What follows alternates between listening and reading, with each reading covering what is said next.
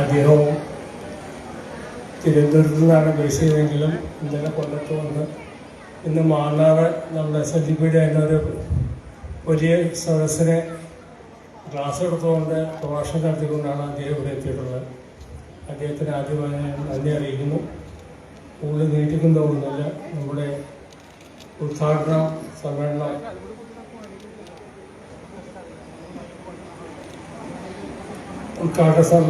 ഈ സമാപന സമ്മേളനം നല്ല രീതിയിൽ ഇന്ന് ഈ ഒരു പരിപാടിയോടുകൂടി ഈ സമാപന സമ്മേളനം അവസാനിക്കുന്നു. അതിനുശേഷം നമ്മുടെ ഇന്ത്യയിലെ കലാ മത്സരങ്ങളിൽ വിജയികളായവരെ നമുക്ക് ആദരിക്കാൻ പൈസ കൊടുക്കുന്നുണ്ട്. പിന്നെ അതുകൂടാതെ വേമ്പനാട് കായൽ നീന്തി കണ്ട കുറേ പ്രതിഭകളുണ്ട് ഇവിടെ. അവർക്ക് 5-6 പേർക്ക് അവരെ ആദരിക്കുന്ന ചടങ്ങ് കൂടിയുണ്ട്. അതിനുശേഷം ഒരു കൊച്ചിൻ മൻസൂറിൻ്റെ ഒരു ഗാനമേള കൂടി ഇവിടെ അറേഞ്ച് ചെയ്തിട്ടുണ്ട്. അപ്പോൾ എല്ലാം അതിൽ പങ്കെടുത്ത് നിങ്ങളെ ഈ പരിപാടി വിജയിപ്പിക്കാൻ സമ്മതിക്കുന്നു. ഉദ്ഘാടനം ചെയ്യുന്നതിനാണ് നമ്മുടെ അമൃതാനന്ദ ചൈതന്യ സ്വാമികളെ ക്ഷണിച്ചു പോകും. സ്വാഗതാശംസ വൈസ് പ്രസിഡന്റ് ശ്രീ ദിലീപിനെ ക്ഷണിച്ചു.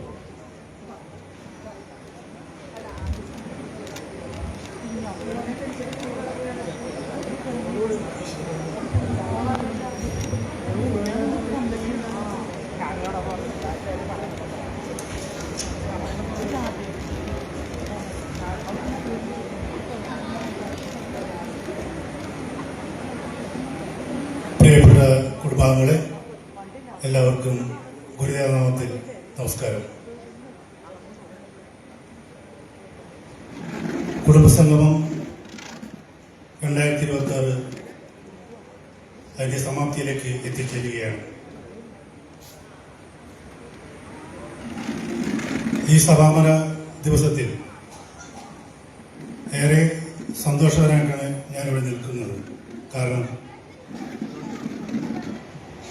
ചിട്ടയായ പ്രവർത്തനങ്ങളും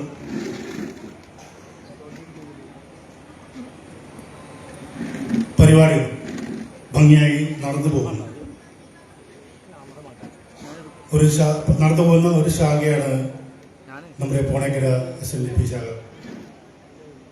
നമ്മുടെ 19 കുടുംബ യൂണിറ്റുകളുടെ വാർഷികാഘോഷങ്ങൾക്ക് ശേഷം നമ്മുടെ ശക്തി പ്രകടനമാണ് ഈ സംഗമത്തിൽ നമ്മൾ കാഴ്ചവെക്കുന്നത്. കുടുംബ സംഗമം കൊണ്ട് ഉദ്ദേശിക്കുന്നത് ഗുരുവേദ ദർശനങ്ങൾക്കും അതുപോലെ തന്നെ കുടുംബ യൂണിറ്റുകൾ കൂടി ഓരോ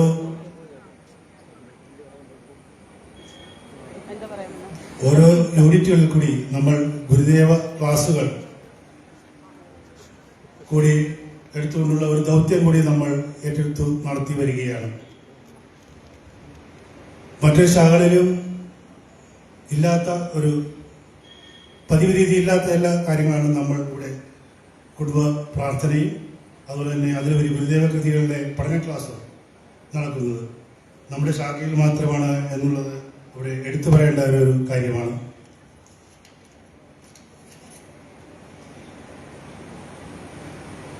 വളർന്നു വരുന്ന നമ്മളുടെ കുട്ടികളുടെ കലാ കായിക മത്സരങ്ങൾ പ്രോത്സാഹിപ്പിക്കുന്നതിനും അവരിൽ മികച്ച ദിശാബോധം ഉണ്ടാക്കുന്നതിനും അവരിൽ സ്വഭാവ രൂപീകരണത്തിനും ഉതകുന്ന രീതിയിൽ ഉള്ള ക്ലാസുകൾ നമ്മൾ നിരന്തരം ചെയ്തു വരുന്നു.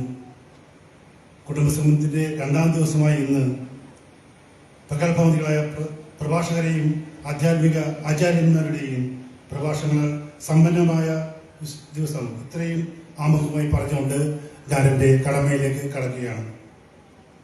ആദ്യമായി സമാപന സമ്മേളനത്തിന്റെ അധ്യക്ഷപദം അലങ്കരിക്കുന്ന നമ്മുടെ ആരാധ്യനായ നമ്മുടെ പ്രസിഡന്റ് ശ്രീ സുഗതൻ അവർക്കാണ്. ശാഖയിൽ അദ്ദേഹത്തിന്റെ പ്രവർത്തനങ്ങൾ ജീവിതവും ഒരു തുറന്ന പുസ്തകം പോലെയാണ്. അദ്ദേഹത്തെ ഞാൻ നിങ്ങൾ ഓരോരുത്തരുടെയും പേരിലും ഈ വേദിയിലേക്ക് സ്വാഗതം ചെയ്തുകൊള്ളുന്നു.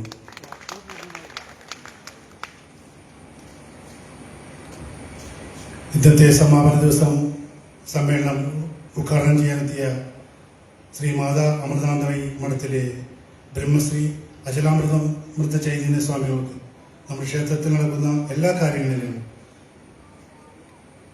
അമൃത ആശുപത്രിയുടെ സേവനം, അമൃതമായ മഠത്തിൻ്റെ സാന്നിധ്യവും സഹകരണവും നമുക്ക് വളരെ വിലപ്പെട്ടതാണ്. സ്വാമിജി പല പ്രാവശ്യം വന്ന് നമ്മളുടെ പ്രഭാഷണങ്ങൾ കൊണ്ട് നമ്മളെ അനുഗ്രഹിച്ചിട്ടുള്ളതാണ്. നമ്മുടെ ശാഖാഭരണ സമിതിയുടെ പേരിലും നമ്മൾ ഓരോരുത്തരുടെ പേരിലും ഞാൻ സ്വാമിജിയെ സ്വാഗതം ചെയ്തുകൊള്ളുന്നു.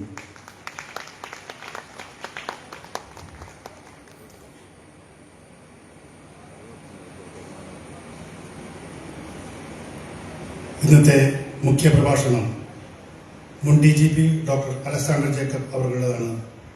കേരള പോലീസിൽ DGP ആയി സേവനമനുഷ്ഠിച്ചിരുന്ന അദ്ദേഹം 1990 കൊച്ചി സിറ്റി പോലീസ് കമ്മീഷണറായി പ്രവർത്തിച്ചിട്ടുണ്ട്.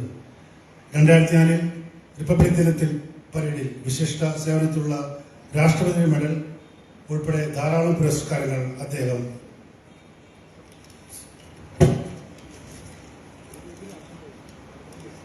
അദ്ദേഹത്തെ തേടി എത്തിയിട്ടുണ്ട്. അദ്ദേഹം ഇന്ന് വിവിധ തലങ്ങളിൽ മികച്ച പ്രഭാഷണമാണ് നടത്തി വരുന്നത്. ഗുരുദേവ ദർശനങ്ങളെ പറ്റി അദ്ദേഹത്തിൻ്റെ ധാരാളം പ്രഭാഷണങ്ങൾ നമ്മൾ കേൾക്കുകയും നമ്മൾ എല്ലാ തിരുക്കൾക്കിടയിലും നമ്മുടെ ഈ ക്ഷണം സ്വീകരിച്ച് ഇവിടെ എത്തിച്ചിട്ടുള്ള ഡോക്ടർ അലക്സാണ്ടർ ജേക്കബ് അവരുടെ ശാഖയുടെ പേരിലും എല്ലാവർക്കും വേണ്ടി ഞാൻ സ്വാഗതം ചെയ്തുകൊണ്ട്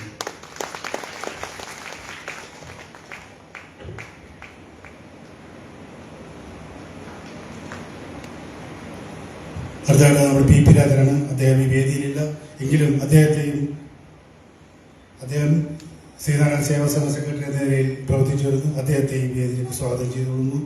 കൂടാതെ കൃതജ്ഞ പറയുന്ന ശ്രീ വി ശിവദാസൻ അവർ, സർവോപരി സന്നിധനായിരിക്കുന്ന ഭരണസമിതി അംഗങ്ങൾ, വനിതാ സമാജം, കുമാരി സംഘം, യൂത്ത് മൂവ്മെന്റ് എന്നീ പോഷക സംഘടനകളുടെയും ഭാരവാഹികൾ, കൂടാതെ ഇവിടെ വന്നെത്തിയ എല്ലാ അംഗങ്ങളെയും ഞാൻ ഈ വേദിയിലേക്ക് സസ്നേഹം സ്വാഗതം ചെയ്യുന്നു. നന്ദി, നമസ്കാരം.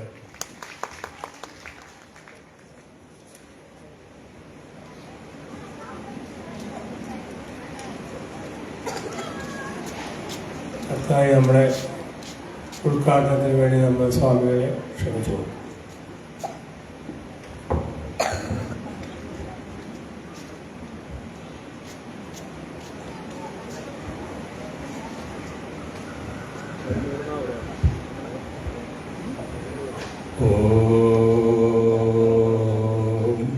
ധ്യായാമോദ്ധവളാവഗുണ്ഠനവതിം തേജോമയീം നഷ്ടികീം സ്നിഗ്ധാപങ്കവിയോഗിനീം ഭഗവതീം മന്ദസ്മിതശ്രീമുഖീം വാത്സല്യ അമൃതവർഷിണീം സുമധുരം സങ്കീർത്തനാലാപിനീം ശ്യാമാംഗീം മധുസുപ്തസൂക്തിം അമൃതാനന്ദാത്മികാം ഈശ്വരീ ഓം അമൃതേശ്വരിയേ നമഃ. ജഗജ്ജനനിയായ അമ്മയുടെ പാദപുഷ്പങ്ങളിൽ സാഷ്ടാംഗ നമസ്കാരം. അന്നവസ്ത്രാദി മുട്ടാതെ തന്ന് നമ്മളെ കാത്തുരക്ഷിച്ച് ധന്യരാക്കുന്ന ഈ ദേവാലയത്തിൽ കുടികൊള്ളുന്ന എല്ലാ ദേവീ ദേവന്മാരുടെയും പാതാരബിന്ദങ്ങളിൽ സാഷ്ടാംഗ നമസ്കാരം. ത്രിഭുവന സീമ കടന്നു തിങ്ങി വെങ്ങും ത്രിപുടി മുടിഞ്ഞ് തെളിഞ്ഞിടുന്ന ദീപം കരസ്ഥമാക്കിയ യഥാർത്ഥ യതീശ്വരൻ, പരയുടെ പാല് നുകർന്ന ഭാഗ്യവാൻ ശ്രീനാരായണ ഗുരുദേവന്റെ പാദപുഷ്പങ്ങളിൽ സാഷ്ടാംഗം നമസ്കരിക്കുന്നു. വേദിയിലിരിക്കുന്ന അലക്സാണ്ടർ ജേക്കബ് ഷാ, സുഗതൻ ചേട്ടൻ, ശ്രീ കാർത്തികേയൻ, മറ്റ് സഹോദരി സഹോദരന്മാരെ സാദരം പ്രണമിക്കുന്നു. നമ്മുടെ സനാതനധർമ്മത്തിൻ്റെ അടിസ്ഥാന ഗ്രന്ഥമായ വേദങ്ങളിലെ തന്നെ പ്രധാന ഭാഗമായ ഉപനിഷത്ത് നമുക്ക് സുന്ദരമായൊരു പദം പരിചയപ്പെടുത്തി തരുന്നുണ്ട്. സംപ്രസാദൻ എന്നാണ് ആ പദം. അതൊരാളാണെങ്കിലും കേവലം ഒരാളല്ല, എല്ലാവരും അതാണ്. ഉപനിഷത്ത് ഈ പദത്തെ പരിചയപ്പെടുത്തുമ്പോൾ പറയുന്നുണ്ട്, ഇത് ഒരു നിധി കുഴിച്ചിട്ട സ്ഥലത്തുകൂടി അങ്ങോട്ടും ഇങ്ങോട്ടും നടന്നിട്ട് ഈ നിധിയാണ് ഇവിടെ ഇരിക്കുന്നതെന്നറിയാതെ കഷ്ടപ്പെടുന്ന മനുഷ്യരെ പോലെയാണ് നാം എല്ലാവരും. അനേക ദുഃഖങ്ങളിൽ പെട്ടുഴലുകയാണ്. ഇതിന് ശാന്തി തേടി അലയുകയാണ്. യഥാർത്ഥത്തിൽ നമ്മുടെ സ്വരൂപം ആനന്ദമാണ്. ഇത് അഹർ ദിവസവും നമ്മൾ അനുഭവിച്ചിട്ടും നമ്മൾ തിരിച്ചറിയുന്നില്ല എന്ന് ഉപനിഷത്ത് കുറച്ച് വിഷമത്തോടെ പറഞ്ഞു തരുന്നു. കാരണം നമ്മുടെ ദുഃഖങ്ങളെല്ലാം 2 തലങ്ങളിലാണ് നമ്മൾ അനുഭവിക്കുന്നത്. ഒന്ന് ജാഗ്രത എന്ന് പറയും, ഈ ഉണർന്നിരിക്കുന്ന അവസ്ഥയിൽ. 2 നമ്മൾ സ്വപ്നം കാണുന്ന സമയത്ത്. ഇവിടെയെല്ലാം നമ്മൾക്ക് സുഖദുഃഖങ്ങൾ മാറി മാറി വരും. എന്നാൽ മൂന്നാമതൊരവസ്ഥയുണ്ട്, അതിന് ഗാഠനിദ്ര അഥവാ സുഷുപ്തി എന്ന് പറയും. അവിടെ നമുക്ക് യാതൊരു ദുഃഖവുമില്ല, അവിടെ നമുക്ക് യാതൊന്നിന്റെ ആവശ്യവുമില്ല. അവിടെ നമ്മൾ ആനന്ദപൂർണരായിരിക്കുന്നു, തിരിച്ചു വരുന്നിട്ട് വീണ്ടും ദുഃഖിതരായിരിക്കുന്നു. എന്നാൽ ആ സുഷുപ്തിയിലെ ആനന്ദാവസ്ഥയില് എപ്പോഴും എന്നും ഇരിക്കുന്നതിനെയാണ് സ്ഥിതപ്രജ്ഞൻ സാക്ഷാത്കാരം എന്നെല്ലാം പറയുന്നത്. അത് സാധ്യമാകണമെങ്കിൽ അധികം കേട്ടില്ല കേട്ടോ. എന്താണ് വഴി? ഉപനിഷത്തിൽ തന്നെ ചോദിക്കുന്നുണ്ട്. ശ്വേതകേതു ഉദ്ദാലകനോട് ചോദിക്കുകയാണ്, ഈ സത്യത്തെ തിരിച്ചറിയാൻ എന്താണ് വഴി? അങ്ങ് തന്നെ പറയുന്നു, ഇതിനെ ഇന്ദ്രിയങ്ങളെ കൊണ്ടറിയാൻ കഴിയില്ല, മനസ്സുകൊണ്ടറിയാൻ കഴിയില്ല, ബുദ്ധി കൊണ്ടറിയാൻ കഴിയില്ല.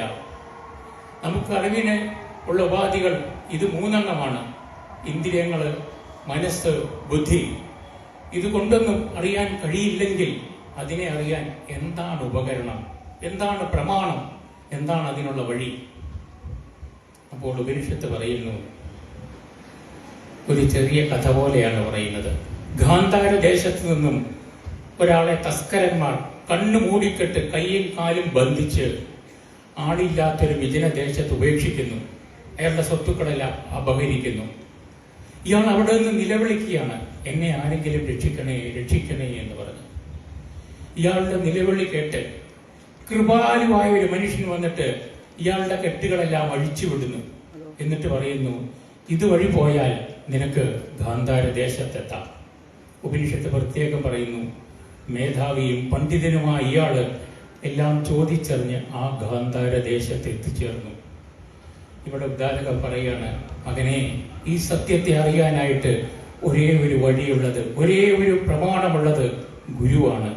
ഈ ഗാന്ധാര ദേശത്ത് നിന്ന് കെട്ടിലകപ്പെട്ടവനെ കെട്ടിൽ നിന്ന് മോചിപ്പിച്ച കാരുണികനായ പുരുഷനെ പോലെ ഗുരു വന്നാൽ മാത്രമേ, ഗുരുവിൽ ശരണം പ്രാപിച്ചാൽ മാത്രമേ നിനക്ക് അല്ലെങ്കിൽ നമ്മൾക്ക് ഈ കെട്ടുകളിൽ നിന്നെല്ലാം, ഈ ദുഃഖസാഗരങ്ങളിൽ നിന്നെല്ലാം മോചിച്ച് ആനന്ദപ്രാപ്തിയിലെത്താൻ കഴിയൂ.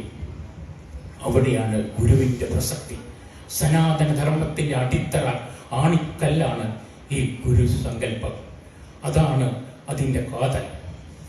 ഈ ഗുരുവിനെ സമീപിക്കുമ്പം നമ്മൾക്ക് തുറന്നിരിക്കണം, നമ്മളെല്ലാം തുറന്നവരായിരിക്കണം, സത്യമായിരിക്കണം, ആർജവത്തോടെ, ധർമ്മത്തോടെ എല്ലാ കെട്ടുപാടുകൾ ഉപേക്ഷിച്ച് ആ പാദപത്മങ്ങളിൽ ശരണം പ്രാപിക്കാൻ കഴിയണം. അങ്ങനെ പ്രാപിക്കുമ്പോഴാണ് നമുക്ക് ഉയർച്ചയുണ്ടാകുന്നത്. നമുക്ക് 2 കഥാപാത്രങ്ങളെ ഒന്ന് നോക്കാം. ഒന്ന് മഹാഭാരതത്തിലെ കർണൻ.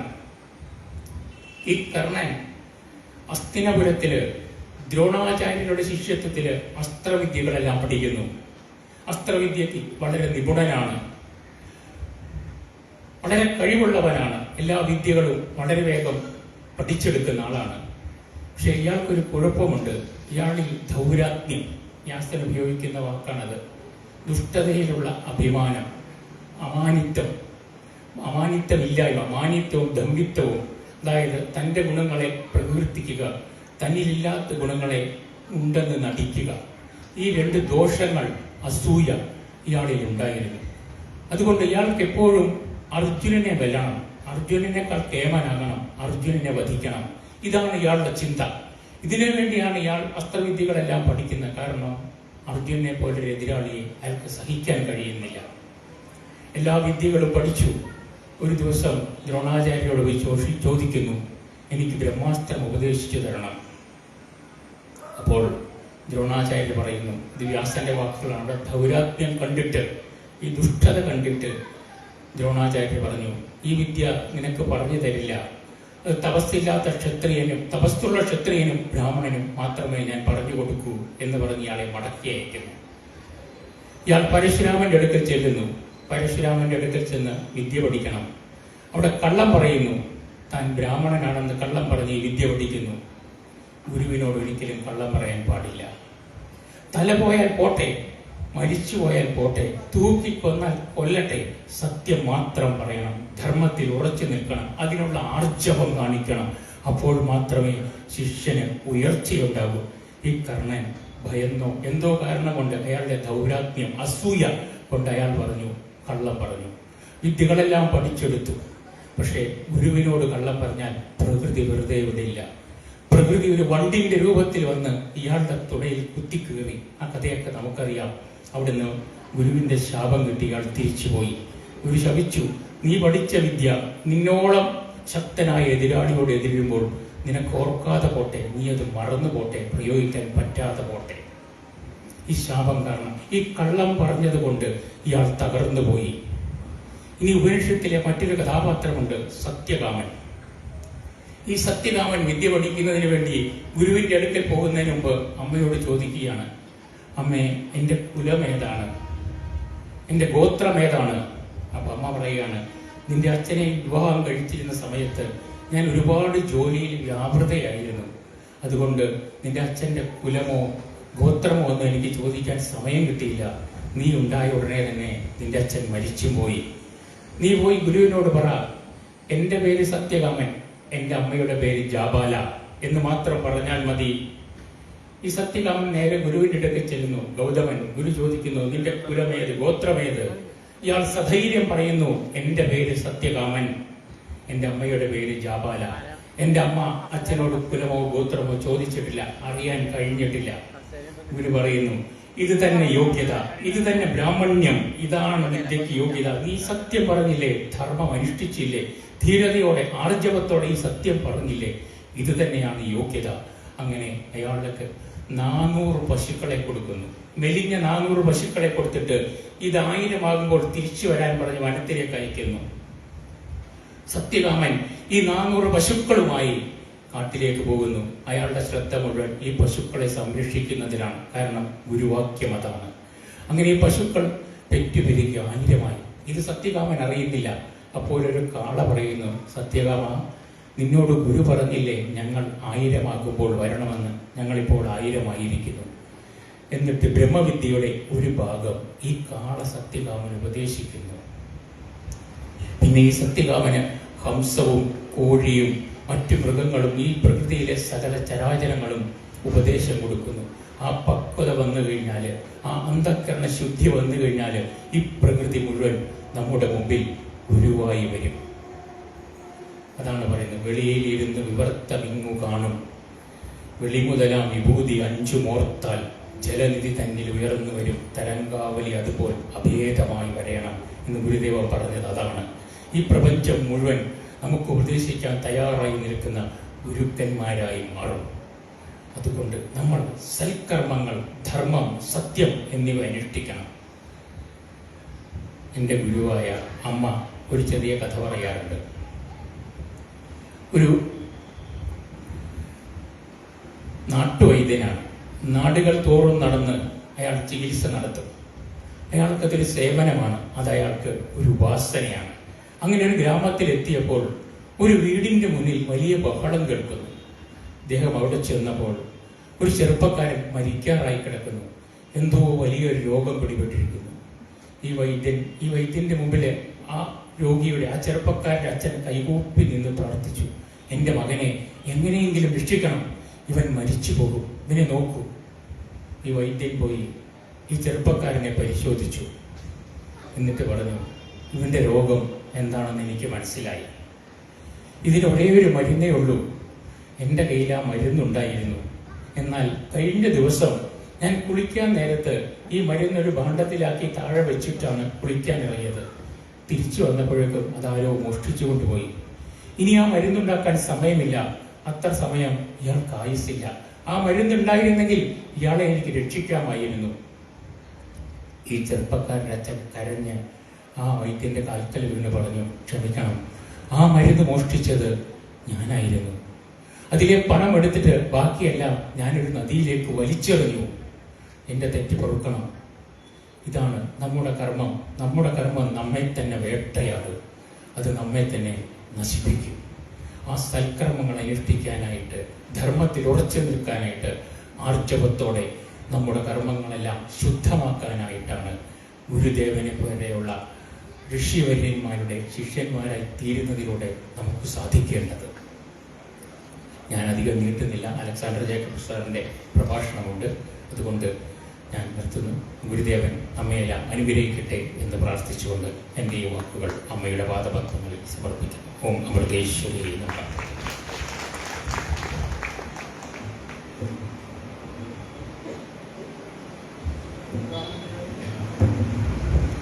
പ്രധാന കാര്യം മറന്നുപോയി. ഈ സമാപന സമ്മേളനത്തിൻ്റെ ഉദ്ഘാടന കർമ്മം ഞാൻ ഗുരുദേവൻ്റെയും അമ്മയുടെയും പാദങ്ങളിൽ സമർപ്പിച്ചുകൊണ്ട് ഉദ്ഘാടനം ചെയ്തതായി അറിയിച്ചുകൊള്ളുന്നു. ഓം അമൃതേശ്വരി നമഃ.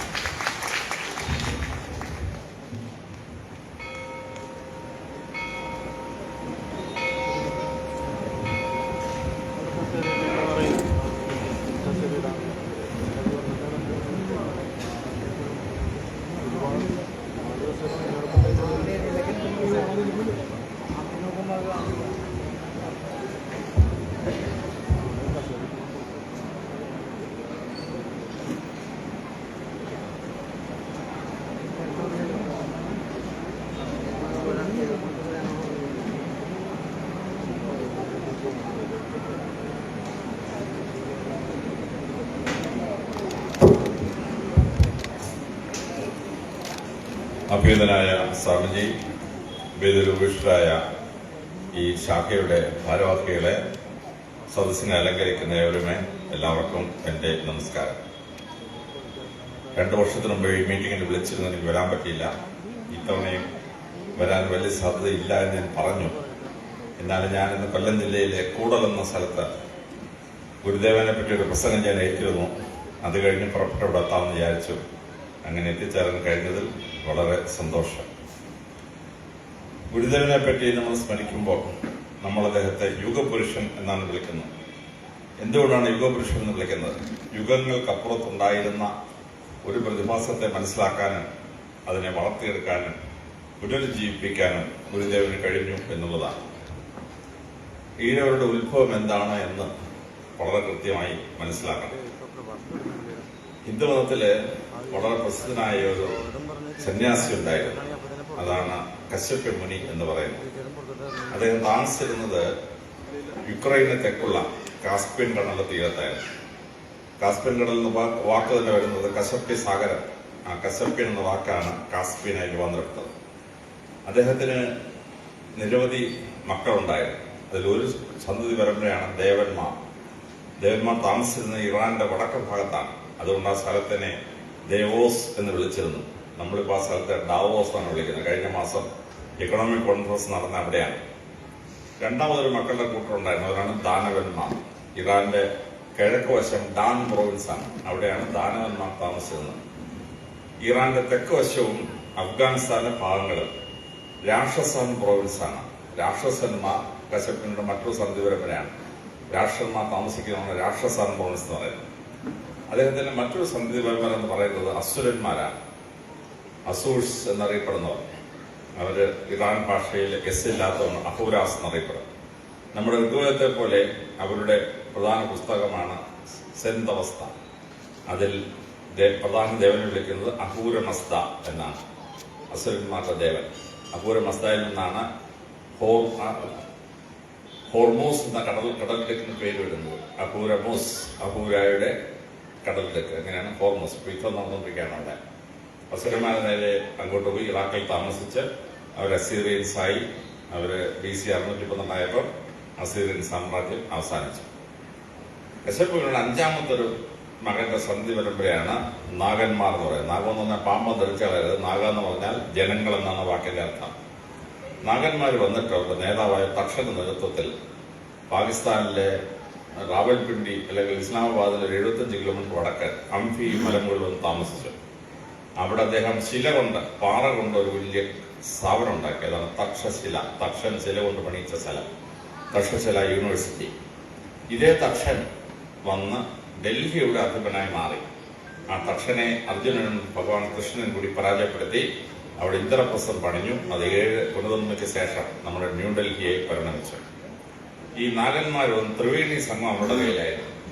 ഭീഷ്മര് വിചിത്രവീരനെ ഭാര്യമാരാക്കാൻ വേണ്ടി അംബ, അംബിക, അംബാലയ 3 രാജകുമാരെ പഠിപ്പിച്ചിട്ടുണ്ട്. ഇവർ 3 കന്യകമാരും നാഗകന്യകളാണ്. ഈ നാഗന്മാർ അവിടുന്ന് മഹാരാഷ്ട്ര വന്ന് നാഗപുരം ഉണ്ടാക്കി. അവർ മധ്യപ്രദേശിൽ നിന്ന് ഉജ്ജയിനിയിലെ പ്രസിദ്ധമായ നാഗപട്ടണം ഉണ്ടാക്കി. ആ നാഗന്മാര് മൗര്യ സാമ്രാജ്യത്തിലെ പ്രധാന സേനാവിഭാഗമായിരുന്നു.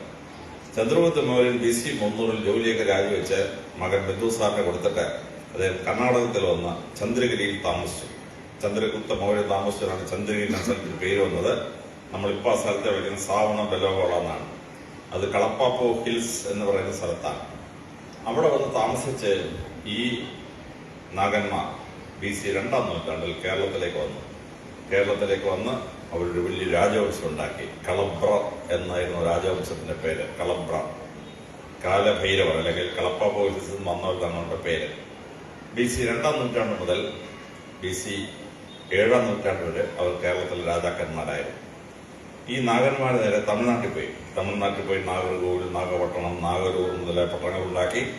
അവിടുന്ന് നാഗന്മാരെ കംബോഡിയയിൽ പോയി അവിടെ ലോകത്തിലെ ഏറ്റവും വലിയ ഹിന്ദു ക്ഷേത്രം അങ്കോർ വാട്ട്, 10 ചതുരശ്ര കിലോമീറ്ററുള്ള അങ്കോർ വാട്ട് ഉണ്ടാക്കി. 5500 ഏക്കറിലാണ് ആ ക്ഷേത്രം നിൽക്കുന്നത്.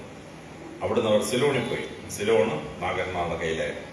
തമിഴ്നാട്ടിൽ നിന്നും സിലോണിൽ നിന്നും നാഗന്മാർ കേരളത്തിലേക്ക് വന്നു. അങ്ങനെ ഈഴൻ ദ്വീപിൽ നിന്ന് വന്നവരാണ് ഈഴവർ എന്ന് വിളിച്ചു വന്ന സംഭവം. ദ്വീപിൽ നിന്ന് വന്നവരാണ് ദ്വീപൻ, അത് തീയൻ എന്നായി മാറിയുന്ന വേറൊരു തിയറി. ഇങ്ങനെയൊക്കെയുള്ള തിയറിയാണ്. അപ്പൊ ഈ നാഗർ എന്ന വാക്ക് കേരളത്തിൽ വന്നപ്പോൾ നായരെന്നായി മാറി, നായരായി. അതേ നാഗന്മാർ തമിഴ്നാട് വഴി സിലോൺ വഴി ഇങ്ങോട്ട് വന്നപ്പം ഈഴവരായി. നായർ ഈഴവന് 2 ജാതിയല്ല, ഒരേ ജാതിയാണ്. DNA എടുത്ത് പരിശോധിക്കുമ്പോൾ നായരുടെ ഈഴവന്റെയും മൈറ്റോകോണ്ടൽ DNA ഒരേ DNA ആണ്. ഒരേ ജനവിഭാഗമാണ് രണ്ടുപേരും. പറഞ്ഞാൽ എന്നെ തല്ലാൻ പറ്റുന്നത് വേറെ കാര്യം. എങ്കിലും നായർ ഈഴവന് ഒരേ DNA സ്ട്രക്ചറുള്ളവരാണ്. അവരുണ്ടാക്കിയ പ്രസിദ്ധമായ രാജവംശമായിരുന്നു കളബ്ര രാജവംശം. കളബ്ര രാജവംശത്തിലെ ഏറ്റവും പ്രധാനമായ രാജാവായിരുന്നു അച്യുത വികണ്ഠൻ. അവരാദ്യം 2-3 തലമുറ ജൈനന്മാരായി, പിന്നെ അവർ ബുദ്ധമതക്കാരായി. അച്യുത വികണ്ഠൻ വലിയൊരു ബുദ്ധമത രാജാവായിരുന്നു. ആ ബുദ്ധമത രാജാവ് ഭരിക്കുമ്പോൾ അദ്ദേഹം കേരളത്തിലെ ബോധിധർമ്മൻ എന്നൊരു ആളിനെ ചൈനയിലേക്ക് പറഞ്ഞയച്ചു. ഈ ബോധിധർമ്മൻ നമ്മുടെ ആയോധന വിദ്യകൾ ചൈനയിൽ കൊണ്ടുപോയപ്പോൾ അത് കരാട്ടെ, ജൂഡോ മുതലായ സംഭവങ്ങളായി മാറി. അച്യുത വികണ്ഠൻ AD 467 മുതൽ 517 വരെയാണ് ഭരിച്ചിരുന്നത്. അദ്ദേഹത്തിന്റെ കാലത്ത് അവർ ചേരന്മാരെ തോപ്പിച്ചു, പാണ്ഡ്യന്മാരെ തോപ്പിച്ചു, ചോളന്മാരെ തോപ്പിച്ചു. അങ്ങനെ അദ്ദേഹത്തിന്റെ രാജ്യത്ത് ഒരു സിദ്ധനെ, 3ാമത്തെ സിദ്ധനായ ഭോഗരെ ചൈനയിലേക്ക് അയച്ചു. അദ്ദേഹമാണ് കാൻഡണിലെ പ്രസിദ്ധമായ ക്ഷേത്രമാണത്. പിന്നെ ഭോഗർ തിരിച്ചു വന്നിട്ടാണ് പളനിയിലെ പ്രസിദ്ധമായ മൃഗക്ഷേത്രം സ്ഥാപിക്കുന്നത്. ബുദ്ധമതത്തിന്റെ ഈ കാലഘട്ടത്തിലാണ് കേരളത്തിൽ ഒരുപാട് ബുദ്ധമത കേന്ദ്രങ്ങൾ ഉണ്ടായി.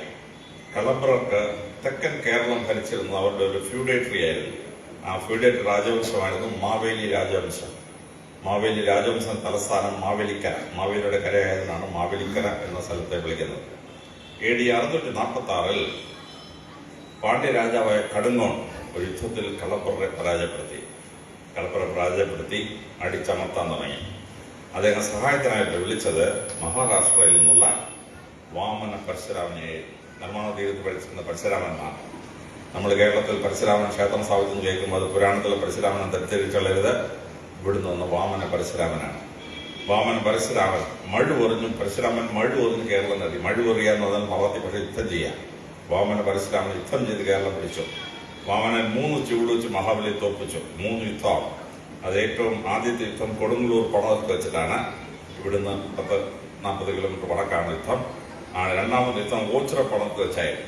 3ാമത് കളബ്ര അല്ലെങ്കിൽ മാവേലിയുടെ സൈന്യം ഒത്തുകൂടി കൊല്ലത്തിന് 12 കിലോമീറ്റർ തെക്ക് മയ്യനാട് എന്ന സ്ഥലത്ത് വെച്ചിട്ട് അവിടെ മാവേലിയുടെ സൈന്യം മയ്യത്തായിപ്പോയി. അതുകൊണ്ടാണ് മയ്യനാട് എന്ന സ്ഥലത്തിന് എഴുതി. ഇപ്പോൾ 90% ഈഴവരുടെ സ്ഥലമാണ് മയ്യനാട്. ഇവിടെ നിന്നാണ് C. കേശവൻ, കേരളത്തിന് മുഖ്യമന്ത്രിയായിരുന്ന C. കേശവൻ. ഈഴവർ 2 മുഖ്യമന്ത്രിമാരുടെ ഒന്ന് R. ശങ്കർ, ഒന്ന് C. കേശവൻ. ആ C. കേശവന്റെ ജന്മസ്ഥലമാണ് ഈ മയ്യനാട്. അവിടെ ആയിരുന്നു അവസാനത്തെ യുദ്ധം. മൂന്നാമത്തെ യുദ്ധത്തിൽ പരാജയപ്പെട്ട് കഴിഞ്ഞാൽ മാവേലി പറഞ്ഞ ഞാൻ പാതാളത്തിൽ പൊക്കോളാം. പാതാളം എന്ന സംസ്കൃത ഭാഷയിൽ തെക്കുള്ള ദേശം. അദ്ദേഹം ഇവിടെ നേരെ സിലോണിൽ പോയി. അവിടുന്ന് അദ്ദേഹം തമിഴ്നാടിന്റെ കോസ്റ്റിക്കറി മഹാബലിപുരം നിന്ന് പഠനമുണ്ടാക്കി. അവസാനം ചരിത്രത്തിലെ മാവേലി തിരുപ്പതിയിൽ ചെന്ന് വെങ്കടാചലപതിയുടെ മുമ്പിൽ വെച്ച് അദ്ദേഹം സമാധിയായി. ചരിത്രത്തിലെ മാവേലി. വാമന പരശുരാമൻ നേരെ തെക്കോട്ട് പോയി. അദ്ദേഹം തിരുവനന്തപുരത്ത് ചെന്നപ്പോൾ തിരുവനന്തപുരം ജില്ല ഭരിച്ചിരുന്ന പുലയന്മാരായ പുലയന്മാരുടെ രാജാവാണ് പുലയനാർ. പുലയനാട് കോട്ടയാണ് പുലയനാർ കോട്ട. ടി വി സ്ഥാനത്ത് സ്ഥലം. അവിടെ വെച്ച് മഹാകാളിയെ കൊല്ലുകയും അദ്ദേഹത്തിന് മകളെ വിവാഹം കഴിക്കുകയും ചെയ്തു. പിന്നെ വാമന പരശുരാമൻ മുമ്പോട്ടെടുത്തു. അപ്പോൾ AD 3-ാം നൂറ്റാണ്ടിൽ നാടാന്മാർ വിഴിഞ്ഞോട്ട് വന്നത്. നാടാന്ന് പറഞ്ഞാൽ നാട് ഭരിക്കുന്നതെന്ന വാക്കിന്റെ അർത്ഥം. അവർക്കൊരു നേതാവുണ്ടായിരുന്നു പപ്പൻ എന്ന് പറഞ്ഞാൽ പത്മനാഭൻ. അദ്ദേഹത്തെ യുദ്ധത്തിൽ തോൽപ്പിക്കുകയും കുഴിച്ചിടുകയും ചെയ്തു. അദ്ദേഹത്തെ കുഴിച്ചിട്ട സ്ഥലമാണ് പപ്പനംകോട് എന്ന് പറയുന്ന KSRTC ബസ് സ്റ്റേഷനുള്ള സ്ഥലം. അവിടുന്ന് ഈ പുലയനാർ കോട്ടയിലെ രാജാവ് പുലയനായിരുന്നു. നെടുമങ്ങാട് രാജാവ് പുലയനായിരുന്നു. പത്മനാഭസ്വാമി ക്ഷേത്രം പെരുമാട്ട് കാളി എന്ന് പറയുന്ന പുലയ സ്ത്രീയുടേതായിരുന്നു പത്മനാഭസ്വാമി ക്ഷേത്രം. അത് വേണാടുകാർ തിരിച്ചെടുത്തിട്ടാണ് അവിടെ പണിഞ്ഞ പ്രസിദ്ധമായ പത്മനാഭസ്വാമി ക്ഷേത്രം ഉണ്ടായത്. വാമന പരശുരാമൻ തിരിച്ച് നേരെ കന്യാകുമാരി പോയി. തിരിച്ചു വരുന്ന വഴിക്ക് തിരുവനന്തപുരത്തിന് 18 കിലോമീറ്റർ തെക്ക് പരശുവയ്ക്കൽ എന്നൊരു ക്ഷേത്രമുണ്ട്. അവിടെ ഈ രാജാവ് പരശു താത്തു വെച്ചു. ഇപ്പൊ നിങ്ങൾ ഇന്നാലും ആ പരശു അവിടെ കാണാൻ പറ്റും. പരശുരാമന്റെ പരശു അവിടെ ഇരിപ്പുണ്ട്. പിന്നെ വാമന പരശുരാമൻ വടക്കോട്ട് വരുന്ന വഴിക്ക് വാമനപുരം സ്ഥലത്ത് നെഞ്ചുവെന്ന് അദ്ദേഹം മരിച്ചുപോയി. വാമനെ കുറിച്ചിട്ട സ്ഥലമായതാണ് വാമനപുരം എന്ന് വിളിക്കുന്നത്. ഇത് ചരിത്രത്തിലെ AD 750 അടുത്ത് നടന്ന പ്രസിദ്ധമായ ഒരു ഇൻവേഷനാണ്. ആ ഇൻവേഷനിൽ തെക്കോട്ട് പോയി അങ്ങ് പോയിട്ട് തിരിച്ചു വരികയാണ്. പത്മനാഭസ്വാമി ക്ഷേത്രത്തിൽ നമ്മൾ കയറിയാൽ അകത്ത് കയറി പുറകുവശത്തോട് ഇറങ്ങുമ്പോൾ പത്മനാഭസ്വാമി പുറകുവശത്തെ വാതിൽ 2 പാളിയാണ്. ഒരു പാളിയിൽ മഹാകാളിയെ കുത്തിവെച്ചിട്ടുണ്ട്, മറ്റേ പാളിയിൽ പപ്പനെ കൊത്തിവെച്ചിട്ടുണ്ട്. നാടാന്മാരുടെയും പുലയന്മാരുടെയും 2 രാജാക്കന്മാരെ അവിടെ കൊത്തിവെച്ചിട്ടുണ്ട്. ഞാൻ ക്രിസ്ത്യാനിയായ ക്ഷേത്രത്തിൽ കയറാൻ പറ്റില്ല. അശ്വനാഥ തമ്പുരാട്ടിയുടെ പ്രസിദ്ധമായ തുളസീകാലൻ എന്ന പുസ്തകത്തിലാണ് ഞാനിത് വായിച്ചത്. ഇവർ 2 പേരുടെയും പടം പുറകിൽ കൊത്തിവെച്ചിട്ടുണ്ട് എന്ന്. ഈ വലിയ സംഭവത്തെ അവർ മാറ്റി ചരിത്രം എഴുതി. വാമന പരശുരാമനെ പുരാണത്തിലെ പരശുരാമനാക്കി മാറ്റി. പരശുരാമൻ യുദ്ധം ചെയ്ത് കേരളം പിടിച്ചതിനെ പരശുരാമൻ മഴുവൊറിഞ്ഞ് കേരളം പിടിച്ചു എന്നാക്കി മാറ്റി. ഈഴവ രാജാവായിരുന്ന മാവേലിയെ മഹാബലിയാക്കി മാറ്റി. വാമന പരശുരാമനെ വാമനാവതാരമാക്കി മാറ്റിയ ശേഷം വാമനൻ 3 ചുവട് വെച്ച് മഹാബലിയെ തോൽപ്പിച്ചു എന്നാക്കി മാറ്റി. ചരിത്രത്തിലെ ഈഴവ രാജാവിനെ പരാജയപ്പെടുത്തിയ ചരിത്രം പുരാണ കഥയെ ബന്ധിപ്പിച്ചിട്ട് വാമനന്റെ പരശുരാമന്റെ കഥയിലും വാമനൻ മഹാബലിയെ തോൽപ്പിച്ച കഥയിലും കൊണ്ട് എത്തിച്ചു. എന്നിട്ട് മഹാബലി കേരളം ഭരിച്ചിരുന്നു എന്നൊരു കഥയുണ്ടാക്കി. ഞാൻ ഡൽഹി IP സെക്രട്ടറി ചെല്ലുമ്പം എന്നോട് ചോദിച്ചു, എവിടുന്നാ വരുന്നത്? ഞാൻ വന്ന് കേരളത്തിൽ നിന്ന്. ഒപ്പം നിങ്ങൾ അസുരന്മാരല്ലേ എന്ന് ചോദിച്ചു. മഹാബലി കേരളം ഭരിച്ചിരുന്നെങ്കിൽ മലയാളികളെല്ലാം അസുരന്മാരാവില്ല. വല്ല ആവശ്യമുണ്ടെന്ന് അസുരന്മാരാവാൻ പോയിട്ട് ഇങ്ങനെ പോലെ പണി പഠിച്ചാണ്. അപ്പോഴ് മാവേലി മഹാബലിയാക്കി അസുര രാജാവാക്കി അസുരന്മാരെ പരശുരാമൻ വന്ന് തോൽപ്പിച്ചു എന്ന് കഥ മാറ്റി. ചരിത്രത്തിലെ ഒരു സംഭവത്തെ പുരാണത്തിൽ കൊണ്ട് ബന്ധിച്ചിട്ടുള്ള കഥയാണ്. അപ്പൊ AD 746 വരെ ഏതാണ്ട് 5 നൂറ്റാണ്ട് കേരളം ഭരിച്ച ജനവിഭാഗമാണ് ഈഴവ.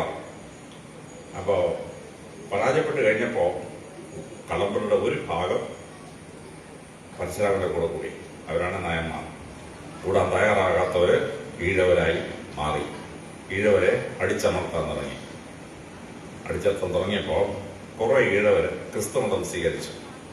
അപ്പൊ ഈ ബുദ്ധമതക്കാരുടെ പഗോഡകളെ വരുന്ന പേരാണ് പള്ളി എന്ന്. കന്നഡ ഭാഷയിൽ ഹള്ളി എന്ന് പറഞ്ഞ ഗ്രാമം, പള്ളി എന്ന് പറഞ്ഞ ഗ്രാമം. ബുദ്ധമതക്കാരുടെ പഗോഡയിലെ പാലി ഭാഷയിലാണ് പ്രാർത്ഥിക്കുന്നത്. പാലി ഭാഷ പ്രാർത്ഥിക്കുന്നതിനെ പള്ളു പറയുക എന്ന് പറയും. അങ്ങനെ പള്ളു പറയുന്ന സ്ഥലം പള്ളിയായി മാറി. അങ്ങനെ ഞങ്ങളുടെ ക്രിസ്ത്യാനികളുടെ ചർച്ചിനെ മലയാള ഭാഷയിൽ പള്ളി എന്ന് വിളിക്കാൻ തുടങ്ങി. കേരളത്തിലെ ക്രിസ്ത്യാനികളുടെ 70% ഈഴവര് മതം മാറി വന്ന ക്രിസ്ത്യാനികളാണ്. കുറെ പേര് ഇസ്ലാം മതം സ്വീകരിച്ചു. ഇസ്ലാം മതം സ്വീകരിച്ചപ്പോ അവരവരുടെ മോസ്കിനെ പള്ളി എന്ന് വിളിച്ചു. അങ്ങനെ കേരളത്തിന് പുറത്ത് ചർച്ച മോസ്ക് പള്ളിയാവില്ല.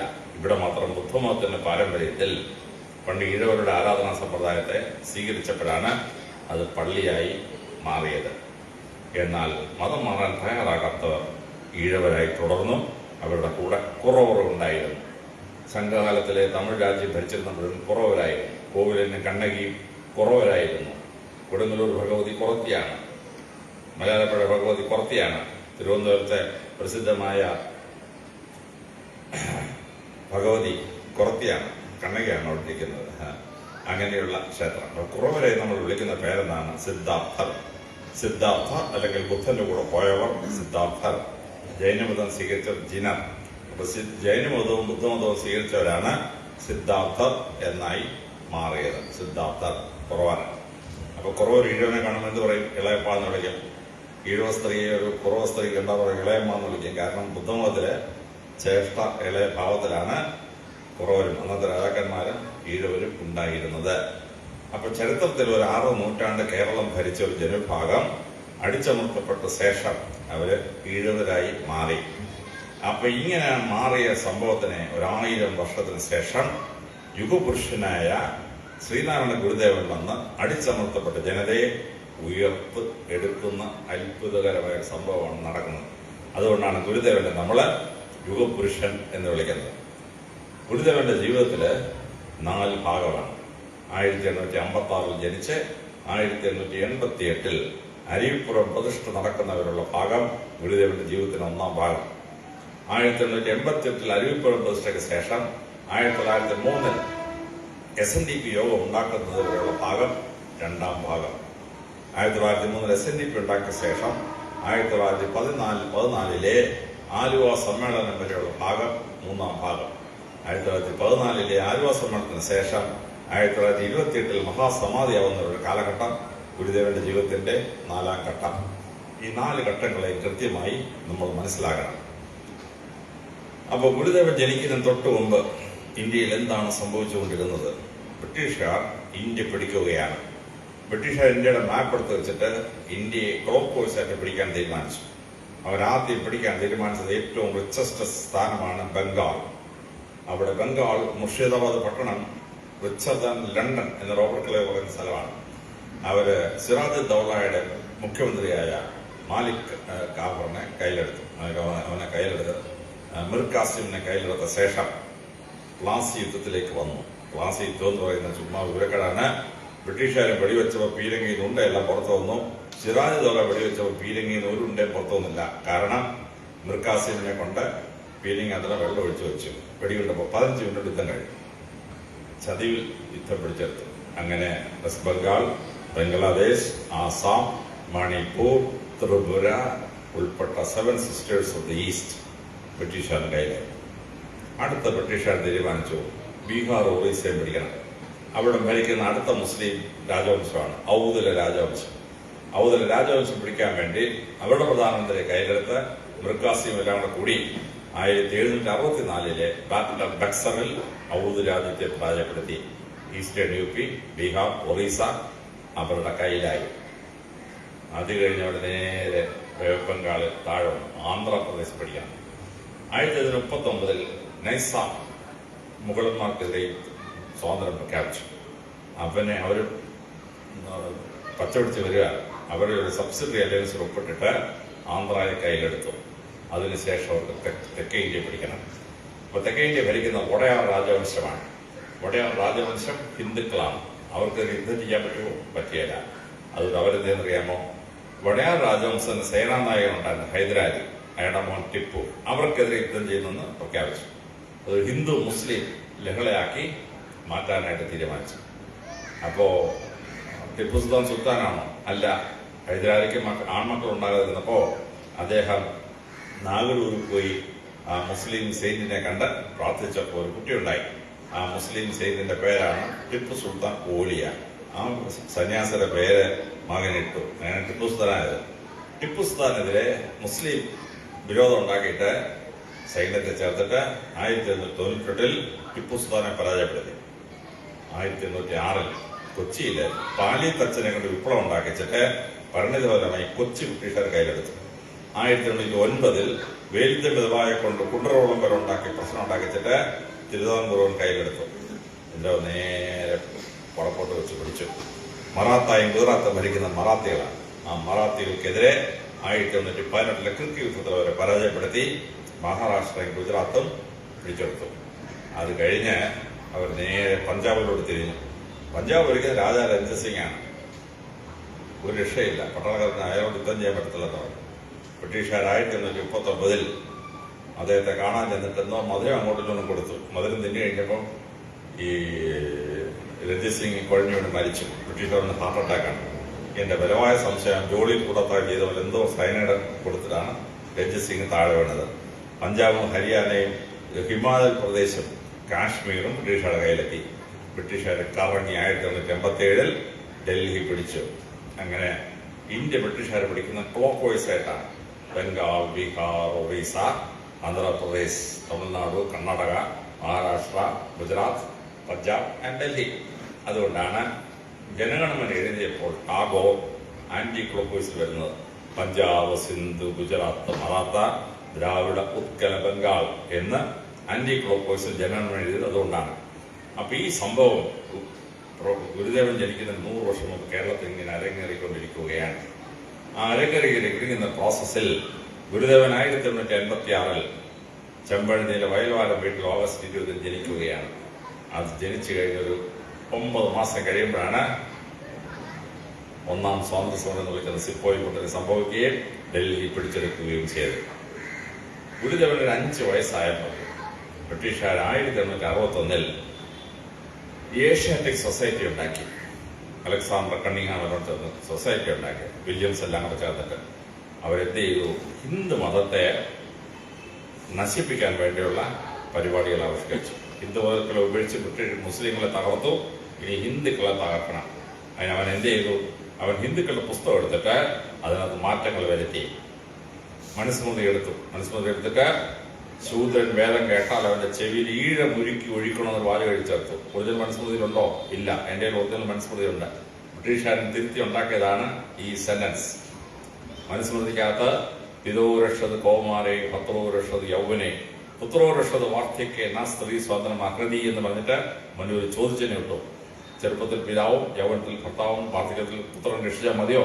സ്ത്രീക്ക് സ്വാതന്ത്ര്യം കൊടുക്കണ്ടേ എന്നാണ് ചോദിച്ച മനു. ബ്രിട്ടീഷുകാർ എന്തെന്നറിയാമോ?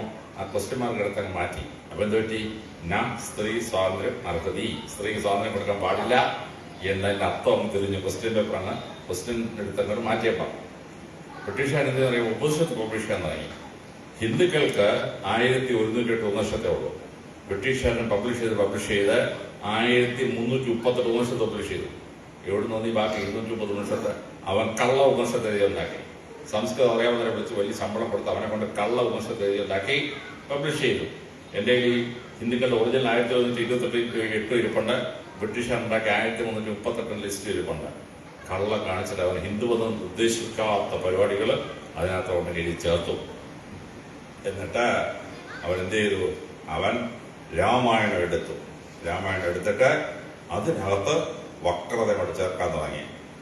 അതായത് സുഗ്രീവന്റെ ചേട്ടൻ ബാലി കുഴപ്പക്കാരനായിരുന്നു. അതുകൊണ്ട് സുഗ്രീവൻ ദൂരെ നിന്ന് വന്ന് ശ്രീരാമന്റെ കൂടെ കൂടി ബാലിയെ കൊന്നു.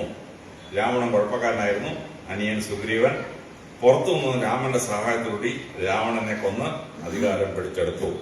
നിങ്ങളുടെ ഭരിക്കുന്ന മുസ്ലിം രാജാക്കന്മാർ കുഴപ്പക്കാരായതുകൊണ്ട് ദൂരെ നിന്ന് വന്ന് ഞങ്ങൾ ബ്രിട്ടീഷുകാരുടെ കൂടെ കൂടിയിട്ട് നിങ്ങൾ ഈ മുസ്ലിം രാജാക്കന്മാരെ തോൽപ്പിക്കണം. അതിനുവേണ്ടി രാമായണം എടുത്ത് നമ്മൾ പ്രയോഗിച്ചു.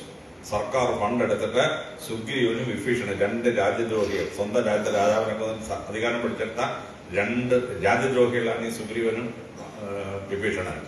അവന് വേണ്ടി ക്ഷേത്രം പണിഞ്ഞ് ബ്രിട്ടീഷുകാർ. എന്തിനാണെന്നറിയാമോ?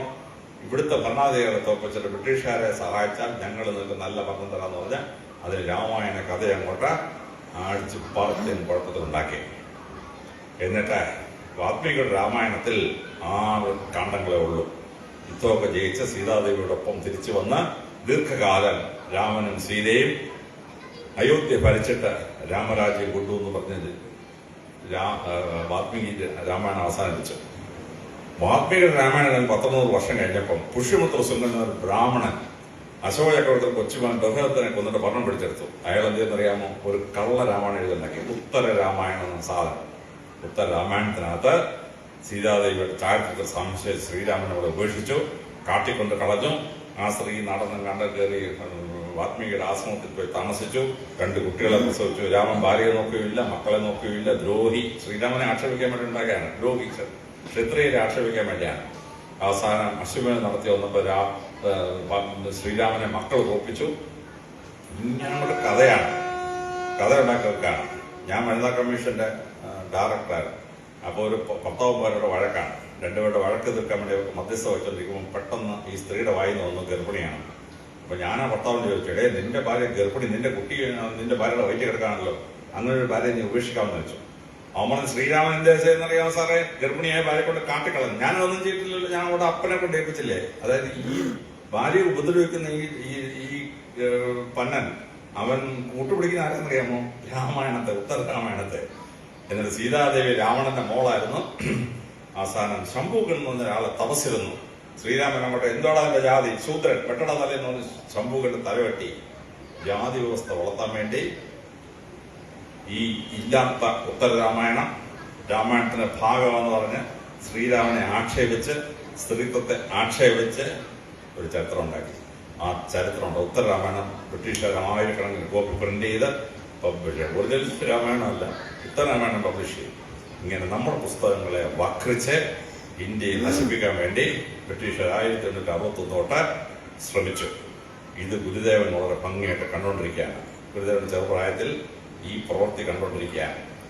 1881 ആയപ്പം ബ്രിട്ടീഷുകാർ 2 മാസ്റ്റർ സ്ട്രോക്ക് ഉണ്ടാക്കി. ആദ്യത്തെ മാസ്റ്റർ സ്ട്രോക്ക് എന്താണെന്നറിയാമോ? മാക്സ് മുള്ളർ എന്ന് പറഞ്ഞ സംസ്കൃതം അറിയാത്ത ഒരു ജർമ്മൻകാരനെ കൊണ്ടുവന്നിട്ട് ഓക്സ്ഫോർഡിൽ താമസിപ്പിച്ചിട്ട് അവനെ കൊണ്ട് സെക്രഡ് ബുക്സ് ഓഫ് ദ ഈസ്റ്റ് 50 വോളം, എൻ്റെ 50 വോളം ഇരിപ്പുണ്ട്, സെക്രഡ് ബുക്സ് ഓഫ് ദ ഈസ്റ്റ്. അപ്പോ കോക്കേഷ്യൻ മലമുകളിൽ ആര്യന്മാരുണ്ടായിരുന്നു. ആര്യന്മാര് ഒരു ഭാഗം കിഴക്കോട്ട് വന്നു, ഇൻഡോ യൂറോപ്യൻസ്. അവരിവിടെ വന്നിട്ട് ഇന്ത്യയിൽ താമസിച്ച അവരുടെ മക്കളാണ് ബ്രാഹ്മണൻ, ക്ഷത്രിയൻ, വൈശ്യൻ. എന്നാൽ വേറൊരു ഭാഗം കിഴക്കോട്ട് പടിഞ്ഞാട്ട് പോയി. അവരുടെ മക്കളാണ് ജർമ്മൻകാരൻ, ഫ്രഞ്ചുകാർ, ഇംഗ്ലീഷുകാർ. പച്ചക്കള്ളം. ആര്യന്മാരൊന്നും റേസുകളൊന്നുമില്ല. ഇതിനെ ഉണ്ടാക്കിയെന്നറിയാമോ? ബ്രിട്ടീഷുകാരൻ ഇന്ത്യയിലെ ബ്രാഹ്മണനും ക്ഷത്രിയനും വൈശ്യനും പറഞ്ഞു, എടാ നമ്മളുണ്ട് ഒരപ്പന്റെ മക്കളാ കേട്ടോ, നമ്മളതിൽ മച്ചാനാണ്, നിങ്ങൾ ഞങ്ങളോട് നിൽക്കണം കേട്ടോ. ബ്രിട്ടീഷ് സാമ്രാജ്യത്തിന്റെ കൂടെ ബ്രാഹ്മണനും ക്ഷത്രിയനും വൈശ്യനും നിർത്താൻ വേണ്ടി ഉള്ള കളക്കഥയാണ്. അപ്പോൾ OBC ഈഴവരും ഒന്നും ഈ വിഭാഗത്തിൽ പെടുന്നില്ല, ആര്യ വിഭാഗത്തിൽ പെടുന്നില്ല. അവനൊക്കെ വേറെ, അവനൊക്കെ അടിച്ചമർത്തണം. ഉള്ള കഥയുണ്ടാക്കി. അത് കഴിഞ്ഞ് 1881 ബ്രിട്ടീഷുകാര് ജാതി സെൻസസ് നടപ്പാക്കി. ഇന്ത്യക്കാർക്ക് ബ്രാഹ്മണൻ, ക്ഷത്രിയൻ, വൈശ്യൻ, ശൂദ്രൻ, ഇതിൽ പെടാത്തവനൊക്കെ പഞ്ചമൻ. ഈഴവർ പഞ്ചമനാണ്, ക്രിസ്ത്യാനി പഞ്ചമനാണ്, മുസ്ലിം പഞ്ചമനാണ്, ബാക്കിയെല്ലാം പഞ്ചമന്മാരാണ്. ബ്രിട്ടീഷുകാർ എന്തെന്നറിയാമോ? ഇന്ത്യയിൽ ജാതി സെൻസസ് നടത്തി 7652 ജാതി ഉണ്ടാക്കി. 1.5% ബ്രാഹ്മണൻ, Iyer separate, Iyengar separate, Pattar separate, Namboodiri separate, Namboodiripad separate, 58 വകുപ്പാക്കി. കേരള ജനസംഖ്യയുടെ 12% നായന്മാര്. നായർ എന്തെന്നറിയാമോ? 62 ജാതിയാക്കി. Nair separate, Pillai separate, Kurup separate, Padakurup separate, Unnithan separate, Valiathan separate, താങ്കൾ separate, Nayanar separate, Nambiar separate. താലപൊടി പഠിക്കുന്നവരെ പിടിച്ച് വിളക്കത്തില്ല നേരാക്കി ബ്രിട്ടീഷുകാർ. എന്തൊരു പരിപാടിയെന്നറിയാമോ? 3% കുറവന്മാരെ 21 ജാതിയാക്കി. മേലാളിക്കുറവൻ, കീഴാളിക്കുറവൻ, നാഞ്ചിക്കുറവൻ. ഭയങ്കര പരിപാടി. എന്നിട്ട് ഇവനെല്ലാം തമ്മിലെടുപ്പിക്കാനുള്ള പരിപാടി ഒപ്പിച്ചു. അയ്യരാണ് മേളിൽ, അതിൻ്റെ താഴെ അയ്യങ്കാരൻ, നമ്പൂരിയൊക്കെ താഴെയാണ് നമ്പൂരിപ്പാട്. വല്ല ആവശ്യമുണ്ട്. ഇവനെ അടുപ്പിക്കാൻ ശ്രമിച്ചു. ഗുരുദേവൻ 25 വയസ്സുണ്ട്. ഗുരുദേവൻ ഈ ആര്യൻ തിയറി, അതുപോലെ തന്നെ ജാതി വ്യവസ്ഥ ഉണ്ടാക്കി മനുഷ്യനെ ഭിന്നിപ്പിക്കുന്നതും ഗുരുദേവൻ വളരെ ഭംഗിയായിട്ട് ശ്രദ്ധിച്ചത്. 81 കഴിഞ്ഞപ്പോൾ ഗുരുദേവൻ മരുത്വ മലയിൽ പോയി. അവിടെ ധ്യാന നിരതനായി. അവിടെ പ്രഗത്ഭരായ ശിഷ്യന്മാർ, രാമൻ ഗുരുവിന്റെ ശിഷ്യനായി, ചട്ടമ്പി സ്വാമികളുമായി സുബന്ധരായി, അയ്യ ഗുരുസ്വാമിയുമായി സുബന്ധരായി, ദളവാ സ്വാമിയുമായി ഗുരു ബന്ധത്തിലായി. പണ്ഡിത സദസ്സിൽ അവരങ്ങോട്ടും ഇങ്ങോട്ടും ആശയങ്ങൾ പങ്കെടുത്തു. 1985 ആയപ്പോൾ ഗുരുദേവനെ കേരള ജനത ഒരു സ്ഥാനം കൊടുത്തു. അതാണ് ഗുരുദേവൻ. അതുവരെ നാണു ആശാനായിരുന്ന ആൾ കേരളത്തിൽ ഗുരുദേവനായി മാറുന്നത് 1885 ആണ്. അത് കഴിഞ്ഞപ്പോൾ ഗുരുദേവൻ എന്ത് ചെയ്തു? 86 ഗുരുദേവൻ ഒരു തെക്കേ ഇന്ത്യൻ യാത്ര നടത്തി. തെക്കേ ഇന്ത്യൻ യാത്ര നടത്തി എന്താണെന്ന് ചോദിച്ചാൽ, കേരളത്തിലെ ഓരോ ജാതിക്കാർക്ക് അവരുടെ കൂടുതലുള്ള ജാതിയെന്ന് അറിഞ്ഞൂടാ. തിരുവിതാംകൂറിൽ ഈഴവൻ അവനെ അറിയാം, ബാക്കിയുള്ളവൻ അവനെ അറിഞ്ഞൂടാ. ബാക്കിയുള്ളവരെ തിരിച്ചറിയാൻ അവൻ പറ്റിയിട്ടില്ല. ഐക്യത്തിൽ എത്തിച്ചേർന്നു എന്ന് മനസ്സിലാക്കാൻ പറ്റിയിട്ടില്ല. ഇപ്പൊ കേരളത്തിലെ ജനസംഖ്യയിലെ 24% ഈഴവരാണ്. ഈഴവ, തീയ, വില്ലവ, ഈഴവ തുടങ്ങിയ ജനവിഭാഗങ്ങളാണ്. അതായത് 4 മലയാളി എടുത്താൽ അതിൽ ഒരാൾ ഈഴവനാണ്. 24% ജനസംഖ്യ ഈഴവരാണ്. കേരളത്തിൽ മാത്രം ഈഴവര് 90 ലക്ഷമാണ്. തമിഴ്നാട് ചെന്ന് കഴിഞ്ഞാൽ അവിടുത്തെ 8 ജാതികൾ ഈഴവരുടെ സഹജാതികളാണ്. തമിഴ്നാട് മന്ത്രിസഭയിലെ 4 മന്ത്രിമാര് ഈ ഈഴവരുടെ സമാനം, അവരുടെ 8% ഉണ്ട് തമിഴ്നാട്ടിലെ ഈഴവ ജനവിഭാഗം. അവിടുത്തെ ജനസംഖ്യ അനുസരിച്ച് 40 ലക്ഷം പേരുണ്ട് ഈഴ, തീയ, ബില്ല ഉൾപ്പെട്ട ജനവിഭാഗങ്ങളുടെ ഭാഗമായിട്ട് തമിഴ്നാട്ടിൽ. കർണാടകത്തിൽ ചെന്ന് കഴിയുമ്പോൾ അവിടെ വില്ലവ, അവിടെ ഈഴവ എന്നുള്ളത് ഈഴുവ എന്നാണ് പറയുന്നത്. ഈഴവ എന്നുള്ള വാക്കാണ് കർണാടകത്തിൽ ഈഴുവ. അതിൽപ്പെട്ടതായിരുന്നു കർണാടക മുഖ്യമന്ത്രി ബംഗാരപ്പ, അത് ഈഴുവനാണ്. ഇപ്പോഴത്തെ കർണാടക മന്ത്രിസഭയിലെ 4 മന്ത്രിമാർ ഈഴവന്മാരാണ്. സംഭവമാണ്. കർണാടകത്തിലെ ജനസംഖ്യയിലെ ഏതാണ്ട് 8% ഈഴവരാണ്. അതായത് കർണാടകത്തിലെ ഈഴവരുടെ അംഗസംഖ്യ 35 ലക്ഷമാണ്. അപ്പൊ ഈഴവർ എന്ന് പറയുന്നത് 1,65 പേരുള്ള ജനതയാണ്. പക്ഷെ തിരുവിതാംകൂർ ഈഴവൻ അവൻ പ്രത്യേകം, മലബാറുള്ള തീയൻ അവൻ പ്രത്യേകം, ഇങ്ങനെ ചിന്തിച്ചുകൊണ്ടിരുന്നു. ഗുരുദേവൻ കേരളത്തിൽ നിന്ന് യാത്ര പുറപ്പെട്ട് തിരുവിതാംകൂറും കൊച്ചിയും എല്ലാം കടന്ന് തമിഴ്നാട്ടിൽ പോയി, കർണാടകത്തിൽ പോയി, സിലോണിൽ പോയി. അങ്ങനെ ഐക്യം, ജനവിഭാഗങ്ങളുള്ള ഐക്യം വളരെ കൃത്യമായി ഗുരുദേവൻ പാലിച്ചു. അങ്ങനെ ഗുരുദേവൻ 87-ൽ 56-87 ഈ യാത്ര വിശാലമായ ഐക്യത കണ്ടെത്തി. തിരിച്ചെത്തിയ ശേഷം അദ്ദേഹം 1888-ൽ 32 വയസ്സുള്ളപ്പോൾ അരുവിപ്പുറത്ത് വന്നിട്ട് അവിടെ പ്രതിഷ്ഠ നടത്തുകയാണ്. അരുവിപ്പുറം പ്രതിഷ്ഠ. 32 വയസ്സ് ചരിത്രത്തിൽ വലിയൊരു സ്ഥാനമാണ്. യേശുക്രിസ്തു 32 വയസ്സ് കഴിഞ്ഞപ്പോൾ കുരിശുമരണം വഹിച്ച് അദ്ദേഹം ലോകത്തെ മാറ്റിമറിക്കുന്ന ശക്തിയായി മാറി. അലക്സാണ്ടർ ചക്രവർത്തി അന്നുവരെയുള്ള ഏറ്റവും വലിയ സാമ്രാജ്യം ഉണ്ടാക്കിയ ശേഷം കാല യവനയ്ക്കുള്ളിൽ മരിക്കുമ്പോൾ 32 വയസ്സ് പ്രായം. ശങ്കരാചാര്യ കേരളം കണ്ട ഏറ്റവും മഹാനായ ഒരു മനുഷ്യൻ. അദ്ദേഹം ഇന്ത്യ മുഴുവൻ സർക്കം ട്രാവൽ ചെയ്ത് ഇന്ത്യയെ ഒന്നായി കണ്ട് ഇന്ത്യയുടെ 4 ഭാഗത്തായി മഠങ്ങൾ സ്ഥാപിച്ചു. അദ്ദേഹം തെക്ക് ശൃംഗേരി, ഒറീസയിൽ പൂരി, കർണാടക നമ്മുടെ ഗുജറാത്തിൽ ചെന്നിട്ട് അവിടുത്തെ ഹിമാചൽ പ്രദേശ് ചെന്നിട്ട് അടുത്ത ഇന്ത്യ ഒന്നായി കണ്ട് 4 മഠങ്ങൾ സ്ഥാപിച്ച് ഇന്ത്യയിലെ സന്യാസിമാരുടെ പട്ടത്തെ ദശരാമി സിസ്റ്റം 10 സിസ്റ്റമാക്കി മാറ്റി ചരിത്രം മാറ്റിമറിച്ചു അദ്ദേഹം. അങ്ങനെ മാറ്റിമറിച്ച് അദ്ദേഹം മരിക്കുമ്പോൾ 32 വയസ്സ്. ബുദ്ധഭഗവാന് ബോധോദയം കിട്ടുമ്പോൾ 32 വയസ്സ്. മഹാവീരന് ബോധോദയം കിട്ടുമ്പോൾ 32 വയസ്സ്. ഗുരു നാനാക്കിന് ബോധോദയം കിട്ടുമ്പോൾ 32 വയസ്സ്. 32 വയസ്സിന്റെ പ്രത്യേകത നാലഞ്ച് ഉദാഹരണം പറഞ്ഞാണ്. ആ 32 വയസ്സെത്തിയപ്പോഴാണ് ഗുരുദേവൻ അരുവിപ്പുറത്ത് പ്രതിഷ്ഠ നടത്തുന്നത്. പ്രതിഷ്ഠ നടത്തിയിട്ട് ഗുരുദേവൻ നമുക്കൊരു മുദ്രാവാക്യം തന്നു. ജാതിഭേദം മതദ്വേഷം ഏതുമില്ലാതെ സർവരും സോദരത്തേനെ വാഴുന്ന മാതൃകാസ്ഥാനമാണ്. കാരണം ബ്രിട്ടീഷുകാർ ഇന്ത്യ വിഭജിക്കാൻ ശ്രമിച്ചത് ജാതിഭേദം 7362 ജാതിയാക്കി മാറ്റാൻ. ഈ ദ്വേഷം മറന്ന് നമ്മൾ ഒന്നാവണം. രണ്ടാമതാണ് മതദ്വേഷം. ബ്രിട്ടീഷുകാർ ഇന്ത്യ വന്നിട്ട് 1818 ആദ്യം ഒരു മതം ഉണ്ടാക്കി. എന്താകുമ്പോൾ അതിന്റെ പേരെ തന്നെ ഹിന്ദു ഇസം, കമ്മ്യൂണിസം, സോഷ്യലിസം പോലെ ഇസം. സനാതന ധർമ്മം 10000 കൊല്ലം നിലനിന്ന ഒരു സിസ്റ്റമാണ്. ഈസ്റ്റേൺ തുർക്കിയിലെ ഗോബക്കി തെറ്റി കരാളിപ്പറ്റിന് പട്ടണത്തിൽ കണ്ടെത്തി. അവിടെ ഒരു അവശിഷ്ടങ്ങൾ പരിശോധിച്ചത് 10 ശിവലിംഗ പ്രതിഷ്ഠയുള്ള 10 ക്ഷേത്രമാണ്. അതിന്റെ കാർബൺ ഡേറ്റിംഗ് എടുത്തപ്പോൾ 12000 വർഷം പഴക്കമാണ്. 12,000 years ഓൾഡാണ് ആ ശിവലിംഗ പ്രതിഷ്ഠ ക്ഷേത്രങ്ങൾ. യുക്രൈന്റെയും റഷ്യയുടെയും ഇടയ്ക്ക് ക്രിസ്റ്റൽ എന്ന് പറഞ്ഞതാണ്. അത് മണ്ണിടിഞ്ഞുകൊണ്ട് അത് 10000 വർഷം പഴക്കമാണ് ആ ശിവക്ഷേത്രത്തിന്. 8000 വർഷത്തിന് മുമ്പാണ് കാസ്പീൻ കടൽ തീരത്തെ കശ്യപ മുനി സനാതനധർമ്മത്തിന് ഈറ്റിലുണ്ടാക്കിയത്. 6000 വർഷത്തിന് മുമ്പാണ് ഇൻഡസ് വാലി സിവിലൈസേഷൻ സൈദ്ധാന്തിക സംസ്കാരത്തിലെ പരമശിവൻ പശുപതി ഭാവത്തിൽ സീലിൽ കിട്ടിയിരിക്കുകയാണ്. അപ്പോൾ 10000 കൊല്ലം പഴക്കമുള്ള ഒരു സനാതന ധർമ്മം അത് യുക്രൈനും റഷ്യയും കസാക്കിസ്ഥാൻ, ഉസ്ബെക്കിസ്ഥാൻ, താജിക്കിസ്ഥാൻ, തുർക്ക്മെനിസ്ഥാൻ ഉൾപ്പെടെയുള്ള പ്രദേശങ്ങളെല്ലാം ഉണ്ടായിരുന്നു. ഇറാൻ, അഫ്ഗാനിസ്ഥാൻ ഒക്കെ ഹിന്ദു സനാതനമായിരുന്നു. തുർക്കി ഭരിച്ചിരുന്ന രാജവംശം ആരാണ്? ഹിറ്റൈറ്റുകൾ. ഹിറ്റൈറ്റുകളുടെ ദേവന്മാരൊക്കെയാണ്? ഇന്ദ്രൻ, മിത്രൻ, വരുണൻ. ഋഗ്വേദത്തിലെ പ്രധാന ദേവന്മാരാണ്. ഇറാഖ് മുസ്ലിം രാജ്യം. അവിടെ ഭരിച്ചിരുന്ന ആരാണ്? കാസൈറ്റുകൾ. കാസൈറ്റുകളുടെ ദേവന്മാരൊക്കെയാണ്? ഇന്ദ്രൻ, മിത്രൻ, വരുണൻ. 3500 വർഷത്തിന് മുമ്പ് തുർക്കിയിലെ രാജാവും ഇറാഖിലെ രാജാവും നമ്മൾ സന്ധി ഒപ്പിടുകയാണ്. ബോഗസ്കോയി ലിഖിതം നമ്മുടെ കിട്ടിയിട്ടുള്ളത്. അവർ പറയുകയാണ്, നിങ്ങളുടെയും ഞങ്ങളുടെയും ദേവന്മാരായ ഇന്ദ്രനെയും മിത്രനെയും വരുണനെയും സാക്ഷി നിർത്തി നമ്മൾ ഈ സന്ധി ഒപ്പിടുകയാണ്. ഋതുവേദത്തിലെ ദേവന്മാരാണ് തുർക്കിയിലെ ഇറാഖിലെയും ഒക്കെ ദേവന്മാര്. അവിടം തൊട്ട് തെക്കൻ ചൈനയിൽ 4000-ഓളം ഹിന്ദു ക്ഷേത്രങ്ങൾ കണ്ടെത്തിയിട്ടുണ്ട്. മലേഷ്യ, തായ്ലൻഡ് അതെല്ലാം ഹിന്ദുമത രാജ്യങ്ങളായിരുന്നു. ജയ, ശ്രീവിജയ എന്നൊക്കെ എന്നതിന്റെ പേര്. കംബോഡിയ ഹിന്ദുമത രാജ്യമായിരുന്നു.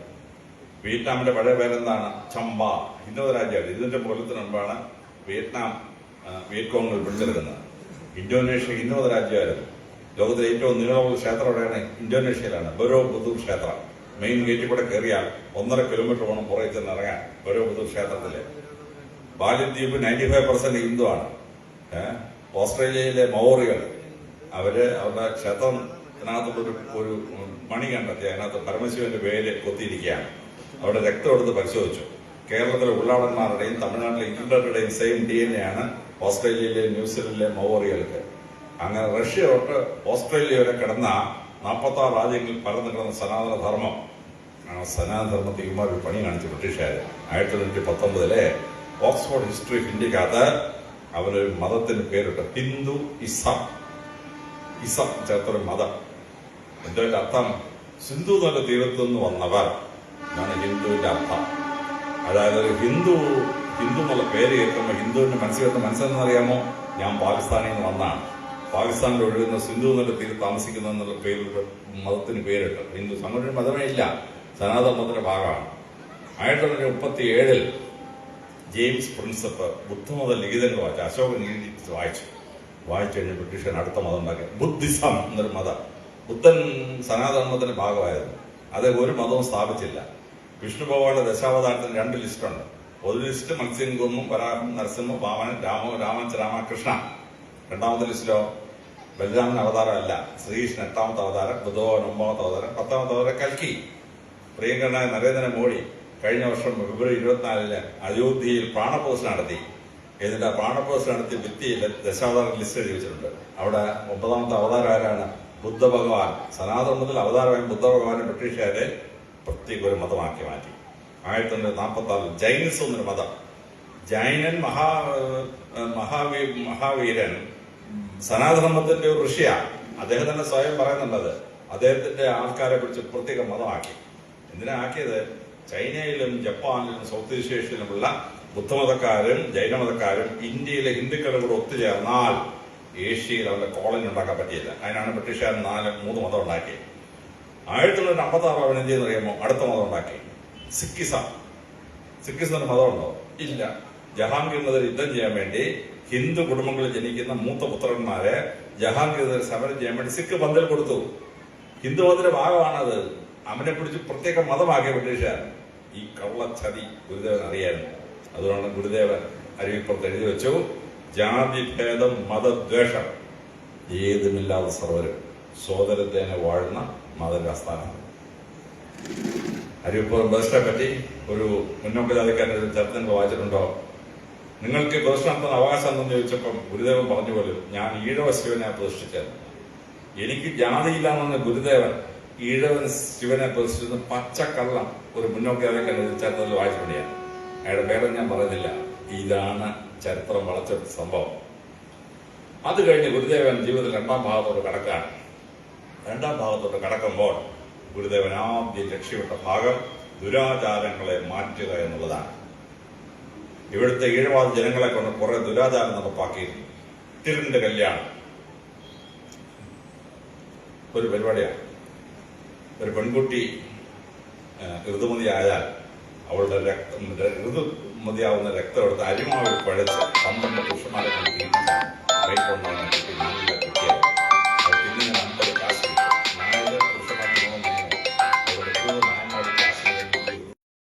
വീടിന്റെ മുറ്റത്തൊട്ട് ഓല ഒരു കെട്ടിക്കിട്ട് അതിനകത്തിട്ടേക്കും.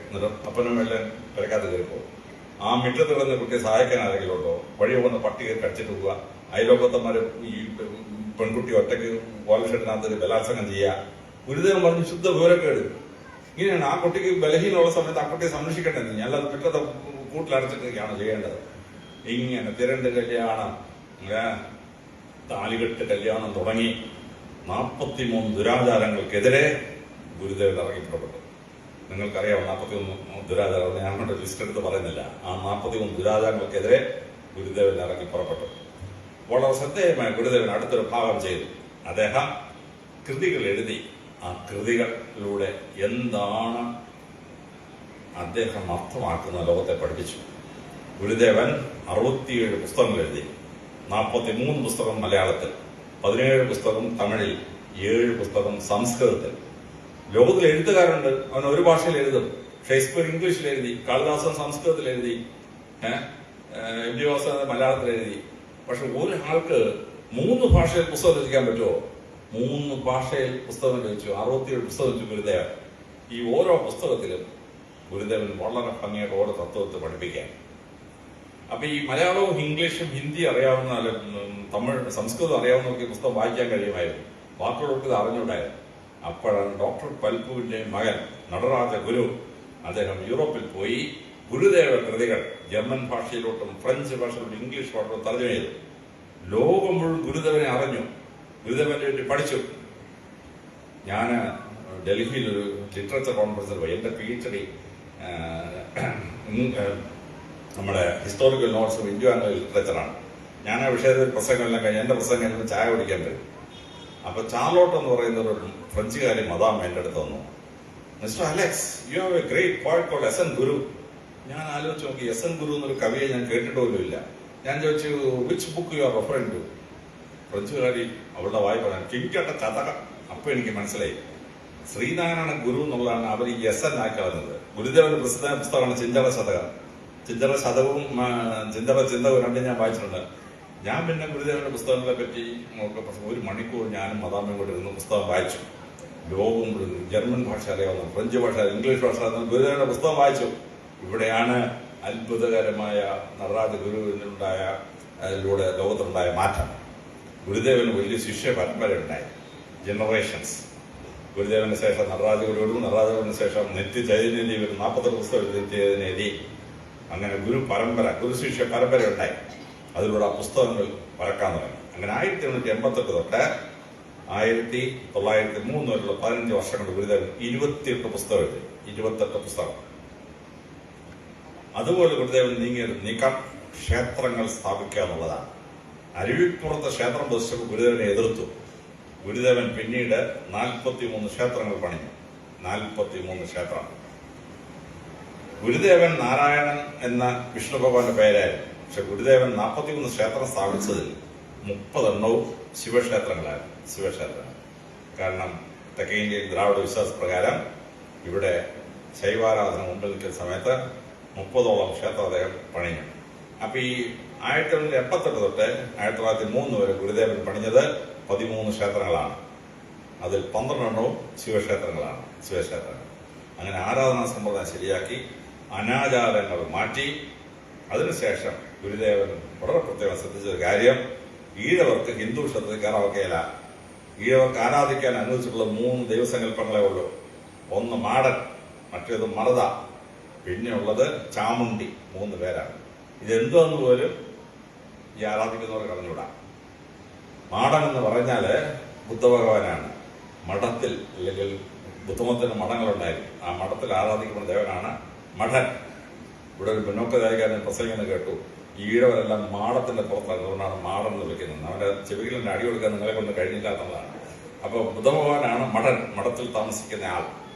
ബുദ്ധമതത്തിൽ വിശ്വസിക്കുന്നവരൊക്കെ തല മുണ്ടനം ചെയ്യും. അങ്ങനെയുള്ള താമസ സ്ഥലം മുണ്ടക്കയ, മുണ്ടപ്പള്ളി, ഇങ്ങനെ ഉള്ള പേരുകളാണ്. കൊല്ലത്ത് പട്ടണം നടുക്ക് മുണ്ടക്കൽ ബുദ്ധമത കേന്ദ്രമായിരുന്നു. ഇപ്പോൾ ഈഴവരായുള്ള ക്ഷേത്രമാണ് മുണ്ടക്കൽ. അപ്പൊ ഇങ്ങനെയുള്ള അതാണ് മഠൻ. രണ്ടാമത്തെ എന്താണ്? മറുത.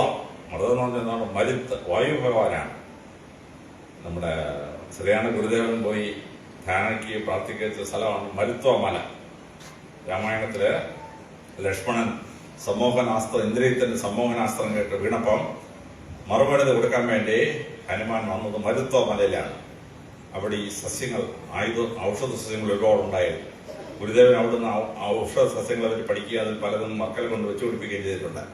ഇവിടെ വളരെ ശ്രദ്ധേയമായിട്ട് ഗുരുദേവൻ ഈ താമസിച്ച മരുത്വ മല, ഇപ്പൊ തമിഴ് ഭാഷയിൽ മെഡിക്കോളജിന്റെ പേരെന്താണ്? മരുത്വ മല. അതാണ് മറുത എന്ന് പറഞ്ഞാൽ മരുത്ത്, വായു ഭഗവാനാണ്. പിന്നെ ചാമുണ്ടി. ചണ്ടമുണ്ടന്മാരെ പരാജയപ്പെടുത്തിയ ദേവിയാണ് ചാമുണ്ടി. അതാണ് ചാമുണ്ട ഹോമം നടത്തുന്ന ചില ക്ഷേത്രങ്ങൾ. ഈ 3 ദൈവങ്ങളെ മാത്രമേ ഈഴവർക്ക് പ്രാർത്ഥിക്കാൻ പറ്റൂ. വേറെ ഒരു ക്ഷേത്രത്തിലും അവരെ കയറ്റിയല്ല. ഗുരുദേവൻ അതിന് പരിഹാരം കണ്ടെത്തി ഈശ്വര സങ്കല്പം എന്താണെന്ന് ഗുരുദേവൻ കൃത്യമായി പഠിപ്പിച്ചു. ഗുരുദേവനൊരു വലിയ കഴിവുണ്ടായിരുന്നു. മറ്റുള്ളവരൊക്കെ 100 കണക്കിന് പേജെഴുതുന്ന സാധനം ഗുരുദേവൻ വളരെ സിമ്പിളായിട്ട് അങ്ങനെ വ്യാഖ്യാനം. Who is God? 850 പേജ്. ഈശ്വരൻ ആരാണ് എന്ന് വ്യാഖ്യാനിക്കുന്ന 850 പേജ് ഇംഗ്ലീഷ് ഭാഷ എഴുതി വെച്ചിരിക്കുന്നത്. ഗുരുദേവനോ ദൈവദശകം 10 ശ്ലോകത്തിൽ ഈശ്വരൻ ആരാണെന്ന് ഗുരുദേവൻ നല്ല ഭംഗിയായിട്ട് എഴുതും. ഗുഡ് മാനേഴ്സിന് നക്ഷൽ 2500 പേരാണ്. നല്ല സ്വഭാവം എന്നിങ്ങനെയാണ്. ഗുരുദേവൻ എന്തെന്നറിയാമോ? സാരോപദേശ ശതകം 100 ശ്ലോകത്തിൽ കാര്യം കഴിയും. ഗുരുദേവന്റെ അസാമാന്യ കഴിവാണ്. മറ്റുള്ളവർ 1000കണക്കിന് പേജ് എടുക്കുന്നു. ഗുരുദേവൻ ചില ശ്ലോകത്തിൽ സംഗ്രഹിക്കാൻ കഴിയും. ഗുരുദേവന്റെ അസാമാന്യ കഴിവാണ്. അപ്പൊ ഇങ്ങനെയുള്ള 28 പുസ്തകം എഴുതി 13 ക്ഷേത്രം അണിയിച്ചു. ഈ സമയത്താണ് 1992 വിവേകാനന്ദ സ്വാമി കേരളത്തിൽ വരുന്നത്. അദ്ദേഹം നേരെ തൃശ്ശൂർ വടക്കുന്നാഥ ക്ഷേത്രത്തിൽ കയറാനായിട്ട് ചെന്നു. അവിടെ വയ്ക്കുന്നത് തടഞ്ഞു നിർത്തി. എന്താ അതിന്റെ പേര്? അദ്ദേഹം നരേന്ദ്രനാഥ് ദത്ത്. ഓ, നിന്റെ പേര് കേട്ട് ജാതി മനസ്സിലാവുന്നില്ല, കയറാൻ പറ്റില്ലെന്ന് പറഞ്ഞു. വിവേകാനന്ദ സ്വാമി കയറ്റിയില്ല. വിവേകാനന്ദ സ്വാമി നേരെ കൊടുങ്ങല്ലൂർ ക്ഷേത്രത്തിൽ ചെന്നു. അവര് ചെന്ന പേര് നരേന്ദ്രൻ നാരായണ ദത്ത്. നിന്റെ പേര് കേട്ട് ജാതി മനസ്സിലാവുന്നില്ല, നിന്നെ കേട്ടാൻ പറ്റില്ലെന്ന് പറഞ്ഞു. ആ വിവേകാനന്ദ സ്വാമിയുടെ മുഖത്ത് നോക്കിയാലേ ഉന്നത കുല ജാതൻ എന്നൊക്കെ ഇവൻ പറയുന്നത് അതാണെന്ന് മനസ്സിലാകാൻ നല്ല പ്രയാസമുണ്ടോ? കയറ്റിയില്ല. വിവേകാനന്ദ ഇങ്ങനെ വിഷമിച്ച് നിന്നു. അപ്പോൾ ഒരു പട്ടി അതുവഴി പോയി. നേരെ വന്ന് ക്ഷേത്രത്തിനകത്ത് കയറിപ്പോയി. ഒരു പൂച്ച അതുവഴി വന്നു. അതും സുഖമായിട്ട് കയറിപ്പോയി. കാര്യം അവിടെ ഉണ്ടാകുന്ന സദ്യയുടെ ബാലൻസ് തിന്നാനായിട്ട് ഈ പട്ടിയും പൂച്ചയും കയറിപ്പോയി. ഒരു ക്രിസ്ത്യാനി അതുവഴി വന്നു. അവനും കയറിയാൻ പോയി. വിവേകാനന്ദ സ്വാമി വെച്ച് പട്ടിക്ക് പോവാം, പൂച്ചയ്ക്ക് പോവാം, ക്രിസ്ത്യാനിക്ക് പോവാം, പക്ഷെ ഹിന്ദു ആയ ഒരാൾക്ക് ക്ഷേത്രത്തിൽ കയറാൻ പറ്റത്തില്ല. എന്തൊരു പ്രാന്താലയം! പട്ടേ ലുണാട്ടിക് അസൈലൊന്ന് വിവേകാനന്ദ സ്വാമി കേരളത്തെ വെച്ചിട്ട് പോയി 1992. വിവേകാനന്ദ സ്വാമി ഇന്ത്യ മുഴുവൻ കറങ്ങി നടന്നു. അദ്ദേഹം പലരോടും ചോദിച്ചു ചിന്മുദ്രയുടെ രഹസ്യം എന്താണെന്ന്. ഒറ്റയാൾക്ക് പലരോടൊക്കെ പറ്റിയില്ല. കേരളത്തിൽ വന്നപ്പോൾ ചട്ടമ്പിസ്വാമി കണ്ടു. ചട്ടമ്പിസ്വാമിനെ ചോദിച്ചു എന്താണ് ചിന്മുദ്ര? ചട്ടമ്പിസ്വാമി സിമ്പിളായിട്ട് പറഞ്ഞു കൊടുത്തു വിവേകാനന്ദ സ്വാമിക്ക് എന്താണ് ചിന്മുദ്ര. വിവേകാനന്ദ സ്വാമി എഴുതി വെച്ചിട്ടുണ്ട്, ഇത് പഠിപ്പിച്ചു എന്നുള്ളതാണ്. വിവേകാനന്ദ സ്വാമി കേരളം യാത്ര ചെയ്തു. അത് കഴിഞ്ഞ് 1992 93 അദ്ദേഹം ചിക്കാഗോ കോൺഫറൻസിൽ പോയി. ചിക്കാഗോ കോൺഫറൻസ് എന്നിട്ട് അദ്ദേഹം പ്രസംഗം തുടങ്ങി. My brothers and sisters of America. അമേരിക്കയിൽ എഴുന്നേറ്റ് കൈയടിച്ചു. അമേരിക്കയിലെ ഇംഗ്ലണ്ടിലെ പത്രം മുഴുവൻ പറഞ്ഞു ആര്യ സിദ്ധാന്തം വിവേകാനന്ദ സ്വാമി അംഗീകരിച്ചിരിക്കുന്നു. കാരണം സായിപ്പും ഇന്ത്യയിലെ ഹിന്ദുക്കളെല്ലാം ബ്രദേഴ്സ് സിസ്റ്റേഴ്സ് ആണെന്ന് വിവേകാനന്ദ സ്വാമി സമ്മതിച്ചിരിക്കുന്നതാണ്. എന്താ സംഭവിച്ചേ? ഹിന്ദി ഭാഷയിൽ സംസാരിക്കുന്ന അങ്ങനെ പ്രസംഗം നടക്കുന്നത് ഭായിയോമാർ ബഹനം. ഇവിടെ പ്രിയങ്കന പ്രധാനമന്ത്രി നരേന്ദ്രമോദി പ്രസംഗിച്ചിട്ടുണ്ടോ ഭായിയോമാർ ബഹനം. ഇത് ഇംഗ്ലീഷോട് തർജ്ജമ ചെയ്ത് വിവേകാനന്ദ സ്വാമി അത്ര ചെയ്തിട്ടുള്ളൂ. ഭായിയോം ബഹനം ബ്രദേഴ്സ് സിസ്റ്റേഴ്സായി മാറ്റി. സായിപ്പ് അതിനെ ദുർവ്യാഖ്യാനം ചെയ്ത് വല്ലാത്ത പണികളൊക്കെ ഒപ്പിച്ചു വെച്ച്. ഇത് ചരിത്രത്തിലെ വലിയൊരു സംഭവമാണ്.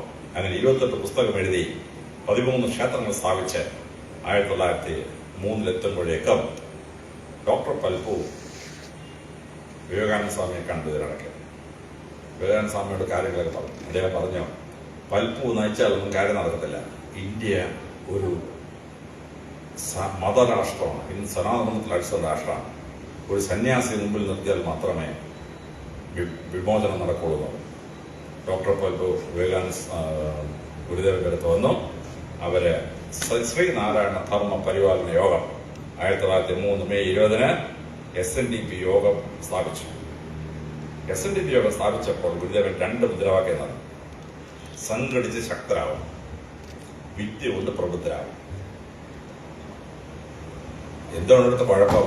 ഇവിടുത്തെ ബ്രാഹ്മണൻ, കേരളത്തിലെ ബ്രാഹ്മണൻ 0.5%. 0.5%. അവൻ നായർ സ്ത്രീയുടെ വീട്ടിൽ കയറി നായർ സ്ത്രീ ബലാത്സംഗം ചെയ്യുക. അവന് കാവൽ നിൽക്കുന്നറിയാമോ? നായർ പട്ടാളം.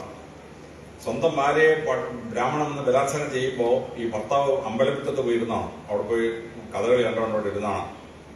ചേടാ, എന്റെ വംശത്തിൽപ്പെട്ട ഒരു നായർ സ്ത്രീയാണ് ഈ ബ്രാഹ്മണൻ ബലാത്സംഗം ചെയ്യുന്ന ആ നായർ പട്ടാളം തോന്നിയാൽ അവിടെ തലക്കെട്ട് അടിക്കത്തില്ല. അപ്പോഴേ എടാ, എന്റെ ഭാര്യ ബലാത്സംഗം ചെയ്യുമ്പോൾ ആ ഭാര്യയെ രക്ഷിക്കേണ്ട എന്റെ ജോലിയാണ് ആ നായർക്ക് തോന്നിയ നായർ കഥകളി കാണാൻ അമ്പലമെടുത്ത് പോവുകയില്ല. അതാണ് പ്രശ്നം, സംഘടിച്ചെത്താവുന്ന പ്രശ്നം. പശുവിനെ വളർത്തണം ഈഴവൻ. പശുവിനെ കറക്കാറാവുമ്പം ബ്രാഹ്മണൻ വീട്ടിലുണ്ട്. ബ്രാഹ്മണൻ പാല് കുടിക്കും. ബ്രാഹ്മണൻ പാലെല്ലാം കുടിച്ചു കഴിഞ്ഞ് അടുത്ത പ്രസവത്തിന് വേണ്ടി തിരിച്ച് ഈഴവൻ പോയി മാറ്റോട്ട് വരണം. പശുവിനെ വളർത്തുന്ന ഈഴവന് ആ പശുവിന് പാൽ കുടിക്കാൻ അവകാശമില്ല. സംഘടിച്ചിട്ടുണ്ടാകണ്ടല്ലോ, നിന്റെ പശുവിനെ തരത്തിലുള്ളതെന്ന് ബ്രാഹ്മണൻ എന്താ പഴം ചെയ്യും? 5% ബ്രാഹ്മണൻ 24% ഈഴവനോട് എന്തെങ്കിലും ചെയ്യാൻ പറ്റുമോ? പറ്റിയല്ല. സംഘടിക്കാത്തതാണ് പ്രശ്നം. ഗുരുദേവൻ പറഞ്ഞു സംഘടിച്ച് ശക്തരാവണം. രണ്ടാമത് ഗുരുദേവൻ പറഞ്ഞു വിദ്യ കൊണ്ട് പ്രബുദ്ധരാവണം. ഇന്ത്യയിലെ വിദ്യ ഈ 2% ബ്രാഹ്മണൻ മാത്രമേ വിദ്യയുള്ളൂ. ബാക്കിയുള്ളതിന് പാഠശാലയില്ല, വിദ്യയില്ല. ഇവിടെയാണ് പ്രശ്നം. ഗുരുദേവൻ പറഞ്ഞു വിദ്യ കൊണ്ട് പ്രബുദ്ധരാവണം.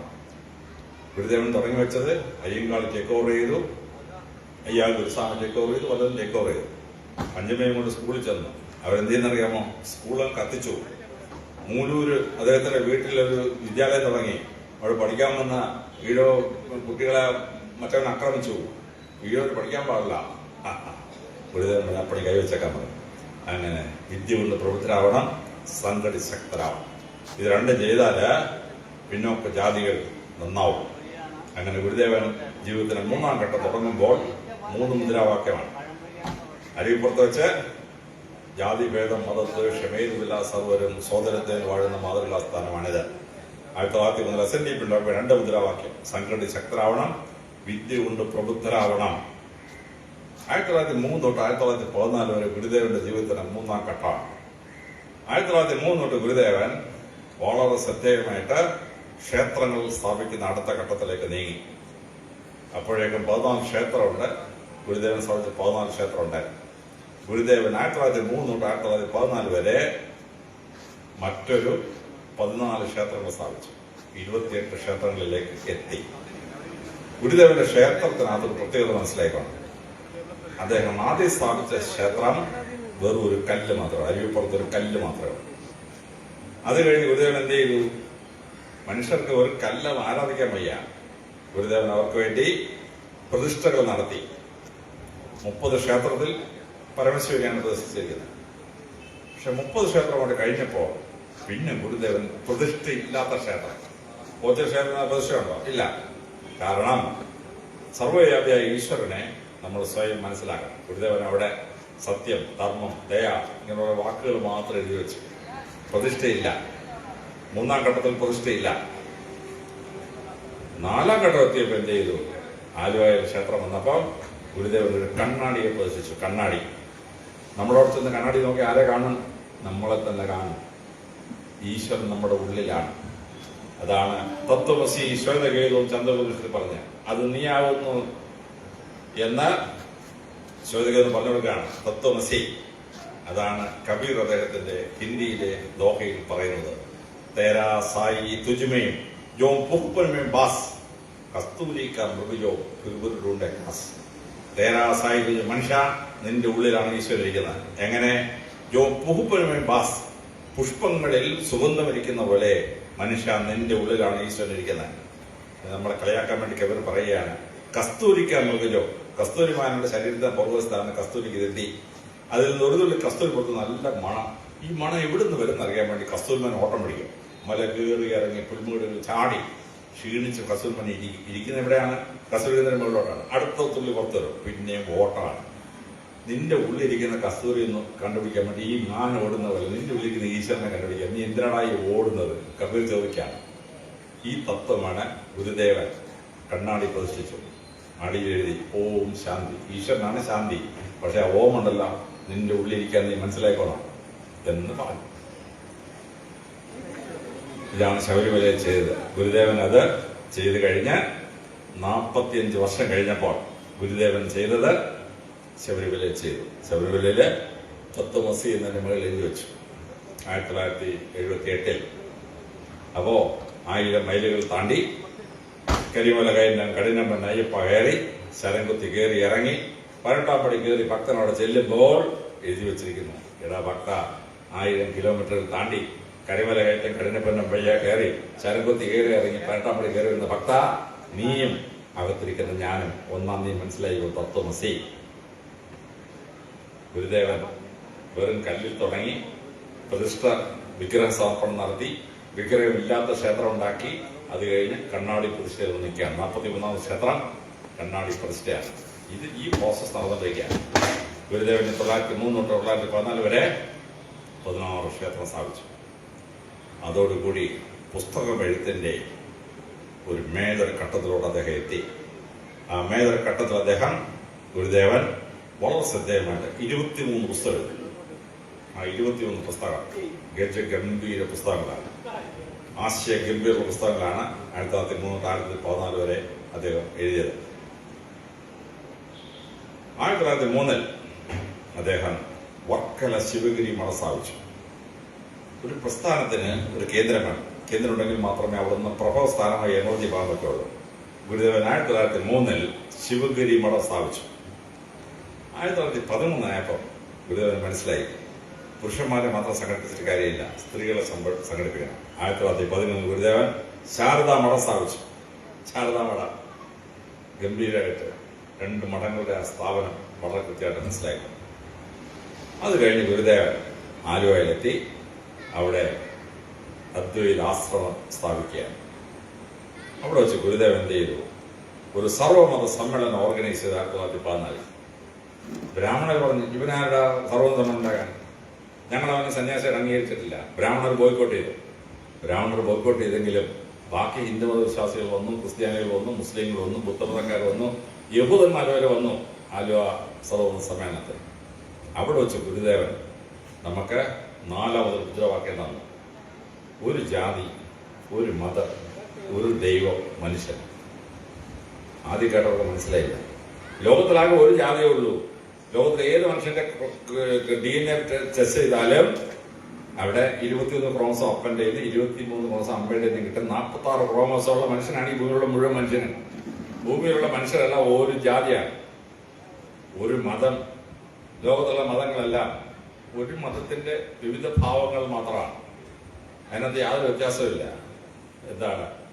യഹൂദന്മാർ ബാബിലോണിലെ ഒരു യാവയെ എടുത്തിട്ട് ഒരു മതം ഉണ്ടാക്കി. ആ മതത്തെ കോപ്പി അടിച്ചിട്ട് ക്രിസ്ത്യാനികൾ മതം ഉണ്ടാക്കി. ക്രിസ്ത്യാനിയെ കോപ്പി അടിച്ചിട്ട് മുസ്ലിങ്ങൾ മതം ഉണ്ടാക്കി. ഓരോ സ്ഥലത്തെയും ദൈവത്തിന് ആ ഭാഷയിൽ ഒരു പേരിട്ടു. ബാബിലോണിയൻ ഭാഷയെ യാവ എന്ന് വിളിച്ചു, യഹൂദന്മാരുടെ ഭാഷയെ യാവ എന്ന് വിളിച്ചു. ക്രിസ്ത്യാനി എന്ത് ചെയ്തു? ജീസസ്, യഹോവ, ജീസസ്. മുസ്ലിങ്ങൾ അള്ളാഹു എന്ന് വിളിച്ചു. ഇതെല്ലാം ഒരേ ദൈവമാണ്. ഞാൻ തിരുവനന്തപുരത്തൊരു ഹിന്ദുമത സമ്മേളനത്തിൽ പ്രസംഗിച്ചു. അന്ന് വീട്ടിൽ അച്ഛൻ എന്നെ വിളിച്ചു. അങ്ങ് എന്തിനാണ് ഈ ഓംകാരത്തെ പറ്റി ഇത്രയൊക്കെ പ്രസംഗിക്കുന്നത്? ഞാൻ പറഞ്ഞു, അച്ഛൻ വേദപുസ്തകം വായിച്ചിട്ടില്ലേ? അതെന്തുവാ? ഞാൻ പറഞ്ഞു, വേദപുസ്തകത്തിന് ആവർത്തന പുസ്തകത്തിൽ യഹോവ ദൈവത്തിന് പര്യായം പറയുന്നത് 14 അച്ഛനത് വായിക്കാൻ പറഞ്ഞു. യഹോവ ദൈവത്തിന് 14 പര്യായം, 5ാമത്തത് ഓം. വേദപുസ്തകത്തിൽ ദൈവത്തിന്റെ പര്യായം പറയുന്ന 5ാമത്തെ പര്യായം ഓം. അച്ഛൻ വായിച്ചോ? സംഗതി മനസ്സിലായി, വളരെ കൃത്യമായിട്ട് മനസ്സിലായി. ഒരു മതമേ ഉള്ളൂ. അത് ഓരോ സ്ഥലത്ത് അതാത് മതത്തെ അവൈലബിൾ ആയ സാധനം വെച്ച് ആചാരം ഉണ്ടാക്കും. ഇന്ത്യയിൽ താമര ഉണ്ടായിരുന്നു, നമുക്ക് താമര ആരാധനയായി. സഹാറ പരവി ആരാധന താമര ഉണ്ടോ? അവിടെ തന്നെ താമര ആരാധിക്കാൻ പറ്റും? ഒരു രക്ഷയില്ല.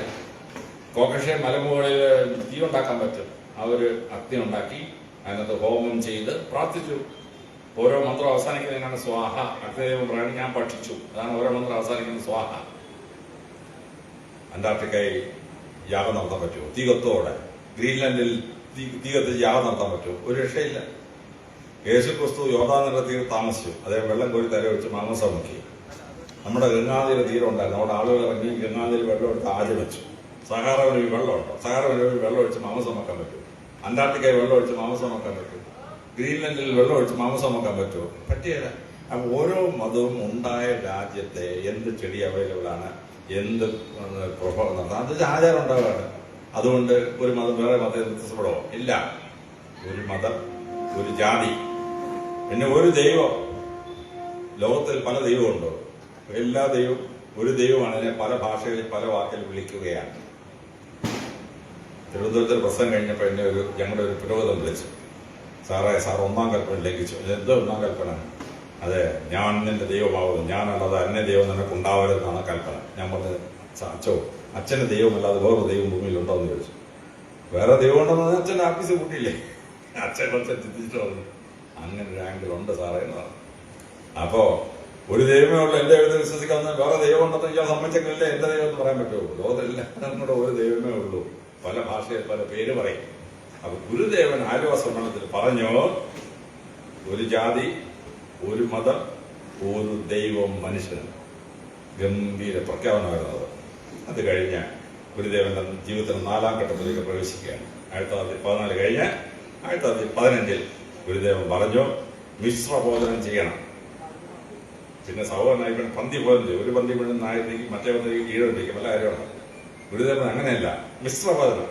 ഒരു ബ്രാഹ്മണൻ ഇരുന്നതിന്റെ അപ്പുറത്ത് ഷെഡ്യൂൾ കാസ്റ്റ്, അതിനപ്പുറത്ത് ഈഴ ജാതികൾ മിക്സ് ചെയ്തിരിക്കണം. മിശ്രഭോജനം 1915 ഗുരുദേവൻ ഭംഗിയായിട്ട് എക്സസൈസ് ചെയ്തു. 1916 ഗുരുദേവൻ നേരെ രമണ മഹർഷിയെ കാണാൻ പോയി, തിരുവല്ലാമലെ കാണാൻ പോയി. രമണ മഹർഷി അന്ന് മൗനപൂർവത്തിലാണ്. അവർ തമ്മിൽ നോക്കി ചിരിച്ചു. എന്നിട്ട് രമണ മഹർഷി വിഷ് ചെയ്തിട്ടങ്ങ് പോയി. ഗുരുദേവൻ ആ വിസിറ്റ് നമാസ് എടുത്തിട്ട് അവിടെ ഒരു വിസിറ്റ് നമാസ് ചെയ്തിട്ട് പോയി. മൗനവ്രതം കഴിഞ്ഞ് രമണ മഹർഷി തിരിച്ചു വന്ന് വായിച്ചു നോക്കി. അദ്ദേഹം പറയൂ, അയ്യോ, ഗുരുദേവനെ കണ്ടപ്പോൾ ഞാൻ മനസ്സിൽ ചിന്തിച്ച കാര്യമാണല്ലോ ഗുരുദേവൻ എഴുതി വെച്ചിരിക്കുന്നത്. ഈ മഹാന്മാരെ ആളുകൾക്ക് തെളിപ്പതിയുണ്ട്, മറ്റൊരാൾ ചിന്തിക്കുന്നത് മനസ്സിലാക്കാൻ പറ്റും. ഗുരുദേവന് രമണ മഹർഷി ചിന്തിച്ചതെന്ന് കൃത്യമായിട്ട് മനസ്സിലായി. അതാണ് ഞാൻ രമണ മഹർഷിയുടെ ആശ്രമത്തിൽ പോയി ഗുരുദേവൻ എഴുതിയാൻ കണ്ടു, ഞാൻ വായിച്ചത്. അപ്പോഴാണ് അത്ഭുതകരമായി ഗുരുദേവൻ രമണ മഹർഷിയെ കണ്ട് വിസിറ്റ് മാസം എഴുതുകയാണ്. അത് കഴിഞ്ഞ് ഗുരുദേവൻ വളരെ കൃത്യമായി 1919 ആയപ്പോൾ ജാലിയൻ വാലാബാഗ് മാസക്കർ വെട്ടിവെച്ച 600 മടങ്ങിനെ ബ്രിട്ടീഷുകാരൻ കൊന്നു. 1920 കഴിഞ്ഞപ്പോ മുസ്ലിങ്ങളുടെ കാലിഭയ ബ്രിട്ടീഷുകാരില്ലാതാക്കി. ഇന്ത്യയിൽ ഹിന്ദുക്കളെ മുസ്ലിങ്ങളെ യോജിപ്പിക്കാൻ വേണ്ടി ഖിലാഫത്ത് മൂവ്മെന്റ് തുടങ്ങി മഹാത്മാഗാന്ധി. ബ്രിട്ടീഷുകാർ എന്തെന്നറിയാമോ? ഖിലാഫത്ത് മൂവ്മെന്റ് പൊളിക്കണം. അതിനുവേണ്ടി അവര് മലബാറിൽ മാപ്പിള ലഹള ഉണ്ടാക്കി. മാപ്പിള ലഹള ബ്രിട്ടീഷ് പട്ടാളക്കാരെ കൊണ്ടുവന്ന് മുസ്ലിം വേഷം ധരിപ്പിച്ച് ഹിന്ദു വീടുകൾ ആക്രമിച്ചു. ഞാൻ MSP കമാൻഡായിട്ട് DIG ഏർപ്പെട്ടാനായിട്ട് ബ്രിട്ടീഷുകാരുടെ പഴയ രേഖ വായിച്ചപ്പോൾ ഞാൻ അമ്പരന്ന് പോയി. ഞാനും ധരിച്ചു വെച്ചിരുന്ന മുസ്ലിങ്ങൾ ഹിന്ദുക്കളെ ആക്രമിച്ചെന്ന ബ്രിട്ടീഷ് പട്ടാളക്കാർക്ക് ഹിന്ദുക്കൾ മുസ്ലിങ്ങളുടെ വേഷമായിട്ട് ഹിന്ദു വീടുകളെ ആക്രമിപ്പിച്ചു. എന്നിട്ട് കലാപം ഉണ്ടാക്കി. എന്നിട്ട് ഹിന്ദു മുസ്ലിങ്ങളെ ഭിന്നിപ്പിച്ചു. 4 ബ്രിട്ടീഷുകാർ ചത്തു, 42 ഹിന്ദുക്കൾ ചത്തു, 2300 മുസ്ലിങ്ങളെ ബ്രിട്ടീഷുകാരുടെ കൂട്ടക്കൊല ചെയ്തു. ഇതിന്റെ ന്യായത്തിൽ അവരുടെ മറ്റൊരു ലക്ഷ്യം ഉണ്ടായിരുന്നു, നിലമ്പൂർ തേക്ക് മോഷ്ടിക്കുക. നിലമ്പൂരിൽ സ്വർണ്ണ നിറമുള്ള തേക്കാണ്, മോഷ്ടിക്കണം. പക്ഷെ കാട്ടിലോട്ട് റെയിൽവേയിൽ ഉണ്ടാക്കാൻ പറ്റുമോ? കാട്ടിലോട്ട് ഇതിനാണ് റെയിൽവേ ഉണ്ടാക്കാൻ ആൾ ചോദിക്കത്തില്ല, ആളിൽ താമസമില്ലാത്തത്. അവരെന്ത് ചെയ്തു? മാപ്പിള കലാപത്തിന്റെ പേരിൽ നിലമ്പൂർ റെയിൽവേയിലെ പണി പട്ടാളക്കാരെ അയക്കാനാണ് വന്നിട്ട് വാരിക്കോട് അഹമ്മദാജി വെടിവെച്ച് വന്നതിന്റെ 6ാം ദിവസം നിലമ്പൂർ റെയിൽവേ സ്റ്റേഷൻ ഉദ്ഘാടനം ചെയ്തു. 10,000 കോടി രൂപയുടെ നിലമ്പൂർ തേക്ക് അവർ ട്രെയിനിൽ മോഷിച്ചുകൊണ്ട് പോയി. ബ്രിട്ടനിലെ പാർലമെന്റ് മുഴുവൻ ഉടൻ പാനലിൽ ഭിത്തി ചെയ്തിരിക്കുന്ന മുഴുവൻ നിലമ്പൂർ തേക്കാണ്. ഓക്സ്ഫോർഡിലെ കേംബ്രിഡ്ജ് യൂണിവേഴ്സിറ്റിയിലെ മുഴുവൻ ഭിത്തിയും ഉടൻ പാനലിട്ടിരിക്കുന്നത് നിലമ്പൂർ തേക്കാണ്. ബ്രിട്ടീഷുകാരുടെ പണിയാണ്. 1921 മാപ്പിള കലാപം. 1913 തൊട്ട് 1922 വരെ ബ്രിട്ടീഷുകാരൻ ഇന്ത്യയിലെ 55 വർഗീയ ലഹള ഉണ്ടാക്കി. 65,000 കൊല്ലപ്പെട്ടു. ഹിന്ദു മുസ്ലിം ലഹള ഉണ്ടാക്കിയതാണ് ബ്രിട്ടീഷുകാർ ബോധപൂർവ്വം. 1922 അവൻ വേറൊരു പണി കാണിച്ചു. Discovery of the Indus valley civilisation. Mohenjodaro Harappa അവിടെ കുറെ പട്ടണങ്ങളുടെ അസ്ഥി കണ്ടിട്ട് അവൻ എന്ത് പറഞ്ഞു? ബ്രിട്ടീഷുകാരെന്ന് പറയാമോ, ഹിന്ദുക്കൾ ഇന്ത്യയിൽ വരുന്നതിന് മുമ്പുള്ള സംസ്കാരം ഉണ്ടായിരുന്നു, സിന്ധു നദിയുടെ സംസ്കാരം. അവർ ദ്രാവിഡരായിരുന്നു. കേട്ടോ, അവന്റെ സ്ക്രിപ്റ്റ് ഇതുവരെ വായിച്ചിട്ടില്ല. പിന്നെ അവനാണ് ദ്രാവിഡനാണെന്ന് പറയുന്നത്. രാമായണത്തിൽ സിന്ധു നദി രാജാവിനെ പറ്റി പറയുന്നുണ്ട്. മഹാഭാരതത്തിൽ ഭരതരാജാവ് സിന്ധു നദി ചെന്ന് പ്രാർത്ഥിക്കാൻ പറയുന്നുണ്ട്. ദുര്യോധനന്റെ കൗരവന്മാർക്ക് ഒരു പെങ്ങളുണ്ട്, ദുശ്ശള. ദുശ്ശലെ കെട്ടിച്ചിരിക്കുന്ന ആരാണ്? സിന്ധു രാജാവായ ജയദ്രഥനെ കൊണ്ടാണ് കെട്ടിച്ചിരുന്നത്. അവിടുത്തെ രാജാക്കന്മാരുടെ പേരുകളെല്ലാം രാമായണത്തിലും മഹാഭാരതത്തിലും ഋഗ്വേദത്തിലും ഉൾപ്പെടെ കിടപ്പുണ്ട്. നമ്മുടെ ഭരതരാജാവ് അദ്ദേഹത്തിന്റെ തലസ്ഥാനം എവിടെയായിരുന്നു? അതിന്റെ തലസ്ഥാനം ഹാരപ്പായുടെ അടുത്തായിരുന്നു. ഹാരപ്പായിലെ രാജകുമാരൻ 2 കച്ചവടക്കാരും കുവൈറ്റിൽ ചെന്ന് ദിൽബോൺ എന്ന രാജ്യത്തെ രാജാവിനെ കണ്ടു. അവിടുത്തെ രേഖയൊക്കെ ഇപ്പോഴും നമുക്ക് കിട്ടിയിട്ടുണ്ട്. അതിന്റെ പേര് മെലുഹ എന്നായിരുന്നു. മെലുഹയിൽ താമസിക്കുന്നത് മെലുഹ കച്ച, മെലുഹയിൽ താമസിക്കുന്നത്. അതാണ് ഇപ്പൊ ഹിന്ദിയിൽ മ്ലേച്ഛ എന്നൊരു വാക്ക്. താഴ്നാധികാരം പറയുന്നത് മ്ലേച്ഛ എന്നുള്ള വാക്ക് മെലുഹ കച്ച എന്നുള്ള വാക്കാണ്. ബ്രിട്ടീഷുകാർ കള്ള ചരിത്രം ഉണ്ടാക്കി. ഇതാണ് ഹിന്ദുക്കൾ ഇന്ത്യ വരുന്ന മുമ്പ് സംസ്കാരം അവരെല്ലാം ദ്രാവിഡന്മാരായിരുന്നു. തെക്കേ ഇന്ത്യയിലെ ദ്രാവിഡരെ, ആന്ധ്ര, കർണാടക, തമിഴ്നാട്, കേരളത്തിലെ ദ്രാവിഡരെ ഉത്തരേന്ത്യയിലെ ആളുകളുമായി അടുപ്പിക്കണം. അതിനവൻ ചെയ്ത പണിയാണ് 1922 discovery of the Indus valley civilization. എന്നിട്ട് അവരുടെ പണി പറ്റിച്ചു. ഇന്ത്യ ചരിത്രത്തിൽ 3 പേര് മഹാന്മാർ. ആരൊക്കെ മഹാന്മാർ? Ashoka the great Akbar the great, Rajaraja Chola the great, Ashoka the great ബുദ്ധമതക്കാരൻ, അക്ബർ ദ ഗ്രേറ്റ് ആദ്യം മുസ്ലിം, പിന്നെ ദിനിൽ ലഹൈ, പിന്നെ രാജരാജ ചോള ദ ഗ്രേറ്റ് അവൻ ദ്രാവിഡൻ. ഉത്തരേന്ത്യയിൽ ഒരുത്തരും മഹാനല്ല. പക്ഷെ ഒത്തിരി പണിയാണെന്നൊരു പറ്റിയെന്നറിയാം. ഇന്ത്യാരാജ്യത്തിൽ ആരെങ്കിലും മഹാനാണെങ്കിൽ വിക്രമാദിത്യ ഉണ്ടാക്കിയ വിക്രമനാവണം, ഇല്ലെങ്കിൽ നവരത്നങ്ങളെ കൊട്ടാരത്തിൽ താമസിപ്പിച്ച ചന്ദ്രഗുപ്ത വിക്രമാദിത്യ മഹാനാവണം. അവനൊന്നും ബ്രിട്ടീഷുകാരുടെ മഹാനല്ല. മതപരമായി വിഭജിക്കാൻ വേണ്ടി ബ്രിട്ടീഷുകാരുടെ ഒരു കള്ളപ്പണി ഗുരുദേവന്റെ മനസ്സിലായി. യുവമാരുടെ പണി ഇതാണെന്ന് കൃത്യമായിട്ട് മനസ്സിലായി. 1922 ടാഗോർ നോബൽ സമ്മാനം കിട്ടിയ 9ാം വർഷം കേരളത്തിൽ വന്നു. ടാഗോറിനോട് ചോദിച്ചു, ആരെങ്കിലും കാണണമെന്ന് ആഗ്രഹമുണ്ടോ? ഞാൻ പറഞ്ഞു, എനിക്ക് ഒരാളിനെ കാണണം, ശ്രീനാരായണ ഗുരുദേവനെ. അങ്ങനെ ടാഗോറിനെ വർക്കല കൊണ്ടുവന്നു. വർക്കല ഗുരുദേവനും ടാഗോറും തമ്മിൽ സംസാരിച്ചു. ഞാൻ വർക്കല പ്രസംഗിക്കാൻ ചെന്നപ്പോൾ ആ മുറി ഞാൻ പോയി കണ്ടു. ടാഗോറും ഗുരുദേവൻ സംസാരിച്ച മുറി. ടാഗോർ ഗുരുദേവൻ പറഞ്ഞു കൊടുത്തതിനെ പറ്റി വളരെ ശ്ലാഘിച്ചിട്ടാണ് പിന്നീട് പ്രസംഗങ്ങൾ നടത്തിയിട്ടുള്ളത്. 1924 വൈക്കം സത്യാഗ്രഹം നടക്കുകയാണ്. വൈക്കം ക്ഷേത്രത്തിൽ നിന്നുള്ള റോഡ് PWD ഫണ്ട് കൊണ്ട് ഗവൺമെന്റ് പണിയിച്ചാണ്. പക്ഷെ അവിടുത്തെ നമ്പൂരി പറഞ്ഞു, കീഴിൽ താഴ്ന്ന ജാതിക്കാരനും മറ്റു മതസ്ഥരായ കയറാൻ പാടില്ല. അച്ഛൻ ചോദിച്ചു, അതെന്താ സർക്കാർ ചെലവിൽ പണിയുന്ന റോഡ് ഞങ്ങളെന്താ വരാൻ പറ്റാത്തത്? സമരം തുടങ്ങിയപ്പോൾ ഗുരുദേവൻ എന്നെ സപ്പോർട്ട് ചെയ്തു. ശ്രീനാരായണ ഗുരുദേവൻ സപ്പോർട്ട് ചെയ്തു. പോത്തൻ ജോസഫ് ക്രിസ്ത്യാനികളുടെ സഹകരണം അവിടെ കൊടുത്തു. തമിഴ്നാട്ടിൽ നിന്ന് ദ്രാവിഡ പ്രസ്ഥാന നേതാവ് അദ്ദേഹം സപ്പോർട്ട് ചെയ്തു. പഞ്ചാബിൽ നിന്ന് അകാലികളുടെ നേതാവ് വന്നു. സമരം അങ്ങോട്ട് ശക്തിപ്പെട്ടു. അപ്പൊ AICC മീറ്റിംഗ് നടക്കാം. കോൺഗ്രസ് നേതാക്കന്മാരെന്ന് ഗാന്ധിജിയോട് പറഞ്ഞു, ഇതിനൊന്നും സപ്പോർട്ട് ചെയ്യണം നമ്മൾ. ഗാന്ധിജി പറഞ്ഞു, നമ്മൾ അങ്ങനെ സപ്പോർട്ട് ചെയ്ത പറ്റത്തില്ല. മുന്നോക്ക് ജാതിക്കാരൻ ആരെങ്കിലും ഒരാളെ മുമ്പിൽ കൊണ്ടുവരണമെങ്കിൽ അവർക്ക് നേരിടാൻ പറ്റത്തുള്ളൂ.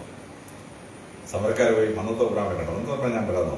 മന്നത്തോപുരാമൻ സമരത്തിൽ വന്നിട്ട് ഒരു ജാഥ, വൈക്കം സത്യാഗ്രഹ ജാഥ അങ്ങ് പുറപ്പെട്ടു. ജാഥ കൊല്ലമൊക്കെ കഴിഞ്ഞ് ചാത്തന്നൂർ കഴിഞ്ഞപ്പോൾ തന്നെ മന്നത്തോപുരാമന്റെ കാല് മുഴുവൻ നീരായി, നടക്കാൻ വയ്യ. ഗുരുദേവൻ മന്നത്തിനൊരു എഴുത്തയച്ചു, മന്നം നേരെ വർക്കല വാ, ഞാനിവിടെ വൈദ്യന്മാരൊക്കെ ശരിയാക്കി വെച്ചിട്ടുണ്ട്, നമുക്ക് ചികിത്സ എല്ലാം കഴിഞ്ഞ് മുമ്പോട്ട് പോകാനാവും.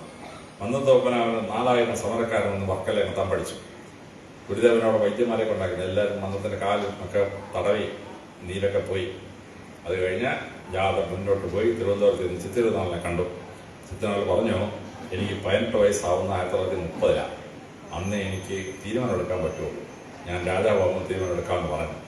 പക്ഷെ 1930 രാജാവായിട്ട് പിന്നെ 6 വർഷം കഴിഞ്ഞിട്ട് 1936 ക്ഷേത്രപ്രവേശനവും വിളംബരം കൊണ്ടുവന്നു. 1924 ആ ഭയങ്കര വൈക്കം സത്യാഗ്രഹം തകൃതിയായി നടന്നു കഴിഞ്ഞപ്പോ മഹാത്മാഗാന്ധി കേരളത്തിലേക്ക് എത്തി. മഹാത്മാഗാന്ധി കേരളത്തിൽ നിന്ന് വൈക്കത്തെ നമ്പൂരി എന്ന് കാണാൻ ചെന്നു. നമ്പൂരി ജാതി ചോദിച്ചു. ആദ്യം മനസ്സിലാക്കി ഇയാൾ ബനിയാണ്. ബനിയ ഇല്ലത്ത് കേട്ടാൻ പറ്റുമോ? അതായത് മിറ്റത്തൊരു പന്തലുണ്ടാക്കി ഒരു പാത ആടെ വെച്ചിട്ട് അവിടെ ഇരുന്നതാണ് മഹാത്മാഗാന്ധി. മഹാത്മാഗാന്ധി ഇരിക്കാൻ കസേര എടുത്തില്ല, ഇല്ലത്ത് കയറ്റില്ല അയാൾ. മഹാത്മാഗാന്ധി അവിടെ പോകാൻ പാടില്ല. അന്ന് മഹാത്മാഗാന്ധി ആക്ഷേപിച്ച ഇല്ല CPI വാങ്ങിച്ചു. ഇന്ന് AITUC എന്ന തൊഴിലാളി സംഘടനയുടെ ഓഫീസാണ് ആ നമ്പൂരിയുടെ ഇല്ല. മഹാത്മാഗാന്ധി ആക്ഷേപിച്ച ഇല്ല. ഗുരുദേവൻ വൈക്കസത്തേക്ക് സപ്പോർട്ട് ചെയ്തു. അത് കഴിഞ്ഞ് മഹാത്മാഗാന്ധി തെക്കോട്ട് വരികയാണ്. സർക്കാർ ഉദ്യോഗസ്ഥന്മാർ ചോദിച്ചു, ഗാന്ധിജിക്കാരെല്ലാം കാണണമെന്ന് ആഗ്രഹം. അദ്ദേഹം പറഞ്ഞു, എനിക്ക് ഒരാളിനെ കാണണമെന്ന് ആഗ്രഹമുണ്ട്, അത് ശ്രീനാരായണ ഗുരുദേവനാണ്. അങ്ങനെ അവര് ഗുരുദേവനെ അടുത്തോട്ട് കൊണ്ടുവന്നു ഗാന്ധിജിയെ. അങ്ങനെ ഗാന്ധിജിയോട് ഗുരുദേവൻ പറഞ്ഞ കാര്യങ്ങൾ ഗാന്ധിജി വളരെ ഭംഗിയായിട്ട് ഇഷ്ടപ്പെടുകയും അദ്ദേഹം പിന്നീടുള്ള ലേഖനങ്ങൾ അതിനെപ്പറ്റി പരാമർശിക്കുകയും ചെയ്തു. 1969 ഗാന്ധിജി എഴുതിയതിൽ അവിടെ ഗാന്ധിയാണ് എന്നൊരു പുസ്തകമൊക്കെ പബ്ലിഷ് ചെയ്തു. ആ പുസ്തകത്തിൽ ഗാന്ധിജി ഗുരുദേവനെ പറ്റി പറയുന്ന ഭാഗം ഞാൻ വായിച്ചു. ഗുരുദേവൻ ഗാന്ധിജി ഉണ്ടാക്കിയ ഇംപ്രഷൻ എത്ര വലുതായിരുന്നു എന്ന് നമ്മൾ മനസ്സിലാക്കി. അത് കഴിഞ്ഞാൽ ഗുരുദേവന് മനസ്സിലായി ഈ ലോകത്തിന് ഒരു ചികിത്സയുള്ളൂ. അദ്ദേഹം ആലുവായിൽ ഗുരുദേവൻ മീറ്റിംഗ് സംഘടിപ്പിച്ചു. മതസൗഹാർദ്ദ സമ്മേളനം 1914 സർവമത സമ്മേളനം. അതേ ആലുവായിൽ 1925 നടന്ന മീറ്റിംഗ് മത സൗഹാർദ്ദ സമ്മേളനം. എല്ലാ മതങ്ങളും സൗഹൃദത്തിൽ വസിക്കണം. അവിടെ വെച്ച് ഗുരുദേവൻ 5ാമത് മുദ്രാവാക്യം പറഞ്ഞു. അതാണ് മതമേതായാലും മനുഷ്യൻ നന്നായി. മതത്തിന്റെ പർപ്പസ് എന്താണ്? മനുഷ്യൻ നന്നാക്കാനല്ലേ. അത് മതങ്ങൾ നമ്മൾ കൂട്ടിയടിച്ച് ലക്ഷക്കണക്കിന് ആളുകളെ കൊന്നിട്ട് വല്ല കാര്യമുണ്ടോ? മതം ഏതായാലും മനുഷ്യൻ നന്നായ മതി എന്ന പ്രസിദ്ധമായ 5ാമത്തെ മുദ്രാവാക്യം അവിടെ വെച്ച് ഗുരുദേവൻ നമുക്ക് തരികയാണ്. ഈ 4ാം ഘട്ടത്തിൽ 1913-28 ഘട്ടത്തിലാണ് വളരെ ശ്രദ്ധേയമായി കുമാരനാശാന്റെ കോൺട്രിബ്യൂഷൻസ് വരുന്നത്. കുമാരനാശാൻ ഈഴവരുടെ ബുദ്ധമതക്കാരായതുകൊണ്ട് മഹാരാഷ്ട്രയിലെ നിയോ ബുദ്ധിസ്റ്റ് മൂവ്മെന്റ് പോലെ ഈഴവരെ ബുദ്ധമതത്തിലേക്ക് കൊണ്ടുപോകാനായി കുമാരനാശാൻ തീരുമാനിച്ചു. കുമാരനാശാന്റെ ബുദ്ധമത കഥകൾ അങ്ങോട്ട് എടുത്തിട്ട് ചണ്ടാല ഭിക്ഷുകി തുടങ്ങിയ 2 കാവ്യം എഴുതി. ഗുരുദേവൻ കുമാരനാശാനെ വിളിച്ചു. എന്തോ കുമാരി കാണിക്കുന്നത്? അതെ, നമ്മൾ പണ്ടത്തെ ബുദ്ധമതക്കാരല്ല, നമുക്ക് തിരിച്ചങ്ങ് ബുദ്ധമതത്തിപ്പാണ്. ഗുരുദേവൻ പറഞ്ഞു, ഇത് 20-ാം നൂറ്റാണ്ടാണ്. ഇന്ത്യയുടെ ബഹുഭൂരിപക്ഷം വിശ്വസിക്കുന്ന സനാതനത്തിന്റെ ഭാഗമായി നമ്മൾ മാറണം. ഗുരുദേവൻ കുമാരനാശാനെ തിരുത്തി. അത് കഴിഞ്ഞ് കുമാരനാശാൻ ഒരു കാവ്യം എഴുതി. എന്താണ്? ചിന്താവിഷ്ടയായ സീത രാമായണത്തിലോട്ട് കയറി കുമാരനാശാൻ. അങ്ങനെ കുമാരനാശാൻ 1922 കാവ്യം എഴുതി. അതിനകത്ത് കുമാരനാശാൻ കൃത്യമായിട്ടൊരു വാചകം പറഞ്ഞു. ചണ്ടാലിതന്മേ ദ്വിജന്റെ ബീജപണ്ഡത്തിന് ഭൂഷണമാണോ? എടാ ദുജ, നിനക്ക് താഴ്ന്നാധികാരെ തീണ്ടലും തൊഴിലും അല്ലേ? പക്ഷെ നിനക്ക് തീണ്ടലും തൊഴിലുള്ളപ്പോ നീ ചണ്ടാല സ്ത്രീയെ ചെന്ന് ബലാത്സംഗം ചെയ്യുന്നതിന് അപ്പം നിനക്ക് തീണ്ടലും തൊഴിലൊന്നും വെച്ചു. ചണ്ടാലിതന്മേ ദ്വിജന്റെ ബീജപണ്ഡ ഭൂഷണമാണ്. അതോടെ മുന്നോക്ക ജാതിക്കാർ കുമാരനാശാൻ നോക്കം വെച്ചു. 1924 പല്ലനെ ആറ്റിൽ വെച്ച് കുമാരനാശാൻ കൊല്ലപ്പെട്ടു എന്ന് ഞാൻ വിശ്വസിക്കുന്നു. പോലീസ് കേസൊന്നുമില്ല. പക്ഷെ ബലവാൻ ഞാൻ വിശ്വസിക്കുന്ന അതൊക്കെ കാര്യം അദ്ദേഹം താമസിക്കുന്ന നമ്മുടെ പുറത്തുനിന്ന് കൂട്ടി, അകത്തുനിന്ന് കൂട്ടിയില്ല, പുറത്തുനിന്ന് കൂട്ടിയോണ്ടാണ് കുമാരനാശാൻ പുറത്തു വരാൻ പറ്റാറ്. കുമാരനാശാൻ നീന്തറിയാൻ പുറത്തുനിന്ന് കൂട്ടിയോണ്ട് അദ്ദേഹം പുറത്തേടാൻ പറ്റിയില്ല. അങ്ങനെ ബോട്ടിൽ കിടന്ന് മരിച്ചുപോയി. അങ്ങനെ കുമാരനാശാൻ 1924 വധിക്കപ്പെട്ടു. പക്ഷെ ഈ ലാസ്റ്റ് 14 വർഷം ഗുരുദേവൻ എഴുതിയ പ്രസിദ്ധങ്ങളായ 14 പുസ്തകം സംസ്കൃതത്തിലെ മഹത്തായ വ്യാഖ്യാനം, ഉപനിഷത്തുകളെ വ്യാഖ്യാനിച്ചുകൊണ്ടുള്ള ഗംഭീര വ്യാഖ്യാനം ഗുരുദേവൻ എഴുതുന്നത് ഈ സമയത്താണ്.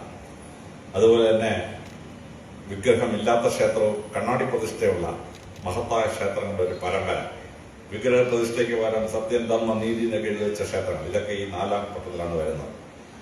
1927 പള്ളാത്തുരുത്തിയിലെ അവസാന ക്ഷേത്രം 41ാം ക്ഷേത്രം സ്ഥാപിക്കുകയും അവിടെ പ്രസംഗിക്കുകയും ചെയ്ത ശേഷം ഗുരുദേവന് കിഡ്നി രോഗം ബാധിച്ചു.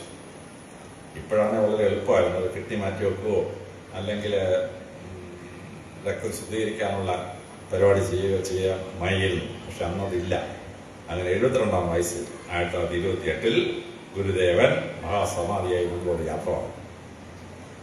72 വയസ്സിൽ ജീവിച്ചിരുന്ന ഗുരുദേവന്റെ 4 ഘട്ടങ്ങൾ പരിശോധിക്കുമ്പോഴാണ് അദ്ദേഹം എങ്ങനെയാണ് യുഗപുരുഷനായതെന്ന് നമുക്ക് മനസ്സിലാക്കാൻ പറ്റുക. 1928 തലശ്ശേരി ജഗന്നാഥ ക്ഷേത്രത്തിൽ 42 അടി പൊക്കമുള്ള ഗുരുദേവന്റെ വിഗ്രഹം, വലിയ പുരുഷം. 1932 ഞാൻ ജനിച്ചു വളർന്ന തുമ്പോൺ ദേശത്തിന്റെ അക്കരെയുള്ള എലവന്തിട്ടയിൽ നിന്ന് ആദ്യമായി വർക്കല തീർത്ഥയാത്ര ആരംഭിച്ചു. 1932 തുടങ്ങിയ തീർത്ഥയാത്ര കഴിഞ്ഞ 94 വർഷം തുടർച്ചയായി നടക്കാൻ. ഇപ്പൊ 78 മാത്രമല്ല 32 സ്ഥലങ്ങളിൽ നിന്നാണ് വർക്കലയിലോട്ട് തീർത്ഥപാത യാത്ര വരുന്നത്. 1948 കഴിഞ്ഞതോടുകൂടി ഗുരുദേവൻ ലോകം മുഴുവനകത്തെ അറ്റൻഡ് ചെയ്യേണ്ടതായി. 1966 ഇന്ത്യ ഗവൺമെന്റ് ഗുരുദേവന്റെ ഫോട്ടോയുള്ള ഒരു സ്റ്റാമ്പ് പ്രസിദ്ധീകരിച്ചു. അന്ന് ഇന്ത്യ ഗവൺമെന്റ് തീരുമാനിക്കണം സ്റ്റാമ്പിനകത്ത് വരാനായിട്ട്. 1986 റിസർവ് ബാങ്ക് ഓഫ് ഇന്ത്യ 2 നാണയങ്ങൾ ഇറക്കി. 5 രൂപ തൊട്ടും 100 രൂപ നാണയം, രണ്ടിലും ഗുരുദേവന്റെ ഫോട്ടോ. നിങ്ങളൊക്കെ എന്റെ ഓരോ നാണയം കൈവച്ചാണ്. ഇന്ത്യ റിസർവ് ബാങ്ക് ഗുരുദേവന്റെ ഫോട്ടോ ഉള്ള 5 രൂപ തൊട്ടും 100 രൂപ നാണയം 2 സ്ഥാപിച്ചു. 1986 ആയപ്പോൾ ബക്കർ ഗുരുദേവനെ പറ്റി ഒരു സിനിമ ഉണ്ടാക്കി. ബക്കർ 2010 യുഗപുരുഷൻ എന്ന സിനിമ സുകുമാരൻ എടുത്തു. ഗ്രേറ്റ് ഗുരുദേവനെ പറ്റിയുള്ള സമഗ്രാവീക്ഷണമാണ് സിനിമ. അത് കഴിഞ്ഞപ്പോൾ കന്നഡ ഭാഷയിൽ തുളു ഭാഷയിൽ ഒരു സിനിമയാണ് അവർ ഗുരുദേവനെ വിളിച്ചത് ബ്രഹ്മർഷി നാരായണ ഗുരുദേവൻ. ബ്രഹ്മർഷി എന്ന് പറഞ്ഞാൽ 8 സന്യാസി കുലങ്ങൾക്ക് മാത്രമുള്ള പേരാണ് ബ്രഹ്മർഷി. ആ സ്ഥാനത്തെ ഗുരുദേവൻ ഉയർന്നു. 2006 ആയപ്പോൾ സിലോൺ അവരുടെ പ്രസിദ്ധമായ സ്റ്റാമ്പ് ഇറക്കി. ഗുരുദേവന്റെ പടത്തോടുകൂടി അവർ സ്റ്റാമ്പ് ഇറക്കി. 1916 ആയപ്പോൾ മരുത്വമലയിൽ ഗുരുദേവൻ തപസ്സിരുന്ന ആ സ്ഥലത്ത് മരുത്വമലയിൽ ഒരു മഠം ഉണ്ടാക്കി. ഞാൻ പോയി ആ മഠം കണ്ടു മരുത്വമലയിൽ. ഇത് വളരെ ശ്രദ്ധയായിട്ട് മനസ്സിലാക്കേണ്ടതാണ്. അപ്പോൾ 1928 ഗുരുദേവൻ മഹാസമാധി അടഞ്ഞ ശേഷം ഇപ്പോൾ 98 വർഷങ്ങളായി. ഇത് 2 വർഷം കഴിയുമ്പോൾ ഗുരുദേവൻ മഹാസമാധി ആയതിൻ്റെ സെന്റിനറി ഇയറാണ്, 100ാം വർഷമാണ്. 98 വർഷം ഗുരുദേവൻ ലോകത്തെ മാറ്റിമറിച്ചത് എത്ര അത്ഭുതകരമാണെന്ന് മനസ്സിലായിരിക്കണം. ഇവിടെ ഒരു കാര്യം പറഞ്ഞ് ഞാൻ അവസാനിപ്പിക്കാം. മഹാനായ ഗുരുദേവനെ പറ്റി നമ്മുടെ യുവാക്കന്മാർ പഠിക്കുന്നില്ല. ഞങ്ങൾ ക്രിസ്ത്യാനികൾക്ക് സൺഡേ സ്കൂളുണ്ട്. അവിടെ ചെറുപ്രായത്തിലെ വേദപുസ്തകം, യേശുക്രിസ്തു എല്ലാം പഠിപ്പിക്കും. മുസ്ലിങ്ങൾക്ക് മദ്രസയുണ്ട്. അവിടെ 3ാം ക്ലാസ് പഠിക്കുന്ന സമയം തൊട്ട് പരിശുദ്ധ ഖുർആനും പ്രവാചകൻ ആരാണ്, എന്തൊക്കെയാണ് പ്രവാചകന്റെ പ്രസംഗം മുഴുവൻ പഠിപ്പിക്കും. RSകാർക്ക് അവിടെ ശാഖയുണ്ട്, അവിടെ പഠിപ്പിക്കും. പക്ഷേ SNDPയുടെ പല കുട്ടികളെ ഞാൻ കാണുമ്പോൾ അവന് ഗുരുദേവനെ പറ്റി ഒരു വിവരമില്ല. ഗുരുദേവന് 67 പുസ്തകത്തിന്റെ പേര് വെച്ച് അവൻ അറിഞ്ഞൂടാ. എന്തൊരു ഗതികേടെന്ന് ആലോചിച്ചാണ്. ഇത് അവസാനിപ്പിക്കണം. SNDP ശാഖയില് കുട്ടികളെ ചെറുപ്രായത്തിൽ വിളിച്ചു വരുത്തി ഗുരുദേവൻ ആരാണ്, ലോകത്തിന് അദ്ദേഹം സംഭാവന എന്താണ്, അദ്ദേഹം കൊടുത്ത മഹത്തായ എഴുതിയ പുസ്തകങ്ങൾ എന്തൊക്കെയാണ്, അദ്ദേഹം സ്ഥാപിച്ച 41 ക്ഷേത്രം എന്താണ്, അതിന്റെ പ്രത്യേകത എന്താണ്, എന്തെല്ലാം സോഷ്യൽ മൂവ്മെന്റ്സ് ആണ് പ്രവാചകൻ അദ്ദേഹം പഠിപ്പിച്ചത് എന്ന് കൃത്യമായി പറഞ്ഞ് മനസ്സിലാക്കണം. കുട്ടി ആ പ്രായത്തിൽ പഠിച്ചെങ്കിൽ കുട്ടികൾക്ക് മനസ്സിലാക്കും. ഇന്ന് രാവിലെ ഞാൻ കൊല്ലം ജില്ലയിലെ കൂടുതൽ ചെന്നപ്പോൾ 1500 ഓഡിയൻസ് ഇങ്ങനെ ഇരിക്കുകയാണ്. എല്ലാവരും നോട്ട്ബുക്കും പേനയും കൊണ്ടുവന്നിരിക്കുകയാണ്. ഞാനിങ്ങനെ പ്രസംഗിക്കുന്നു, അവരിങ്ങനെ നോട്ട് കുറിക്കുകയാണ്. ഞാൻ അമ്പലം പോയി ക്ലാസ് പോയി പിള്ളേരിക്കുന്നതിൽ 1500 പേര് നോട്ട് എഴുതുകയാണ്. അവിടെയാണ് നമ്മുടെ ശ്രദ്ധ. അപ്പോൾ നമ്മുടെ യുവാക്കന്മാരെ ഗുരുദേവൻ ആരാണെന്നും ലോകചരിത്രം അങ്ങനെ മാറ്റിമറിച്ചെന്നും കൃത്യമായി പഠിപ്പിക്കണം. 2 വർഷം കഴിഞ്ഞ് സെന്റിനറി എത്തുമ്പോഴേക്കും ഗുരുദേവന്റെ മഹത്തായ സംഭാവനകളെ പറ്റി ലോകം മുഴുവൻ അറിയാൻ ഇടവരണം. ഇപ്പൊ ജനീവയിൽ വെച്ച് ശ്രീനാരായണ ഗുരുദേവന്റെ മഹത്തായ കോൺഫറൻസ് നടന്നു. ഓസ്ട്രേലിയയിലെ സിഡ്നിയില് ഗുരുദേവനെ പറ്റി കോൺഫറൻസ് നടന്നു. അമേരിക്കയിലെ ചിക്കാഗോ പട്ടണത്തില് ഗുരുദേവന്റെ കോൺഫറൻസ് നടന്നു. എൻ്റെ ഒരു കസിനാണ് ഓസ്ട്രേലിയയിലെ അസൻ പാർലമെന്റിലെ ഒരു മെമ്പർ, എബ്രഹാം വടക്കടത്ത്. അദ്ദേഹമാണ് സിഡ്നിയിലെ കോൺഫറൻസിന് പ്രസംഗിക്കാൻ പോയ ഒരാൾ. എൻ്റെ കസിൻസ് കുറേ പേര് ചിക്കാഗോയിലുണ്ട്. അവർ ഈ ശ്രീനാരായണ ഗുരുദേവന്റെ അമേരിക്കയിലെ കോൺഫറൻസിൽ പങ്കെടുത്തു. കെനിയയിൽ വെച്ച് കോൺഫറൻസ് ഉണ്ടായിരുന്നു. ലോകത്തിലെ 60ഓളം രാജ്യങ്ങളിൽ നിന്ന് മഹാനായ ഗുരുദേവനെ പറ്റി പഠന യോഗങ്ങളുണ്ട്, മീറ്റിങ്ങുകളുണ്ട്. നമ്മുടെ യുവാക്കന്മാരെ ചെറുപ്പത്തിൽ ഇത് പഠിപ്പിക്കണം. അതിന് വളരെ മുൻകൈ എടുക്കാൻ SNDP തയ്യാറാവണം എന്ന് പറഞ്ഞുകൊണ്ട് ഇവിടെ വരാനും നിങ്ങൾ അഭിസംബോധന കഴിഞ്ഞത് വലിയ ഭാഗ്യമെന്ന് കരുതുന്നു. എല്ലാവർക്കും ഗുരുദേവൻ കാഴ്ചവെച്ച വലിയ സംഭാവനകളിലൂടെ വളരാൻ ഇടയാവട്ടെ എന്നും അദ്ദേഹം നമുക്ക് 5 മുദ്രാവാക്യങ്ങൾ കൃത്യമായി പാലിക്കാൻ നമുക്ക് കഴിയട്ടെ എന്നും പ്രാർത്ഥിച്ചുകൊണ്ട് എൻ്റെ ഇളയ വാക്കുകൾ ഉപസംഹരിക്കുന്നു. നമസ്കാരം.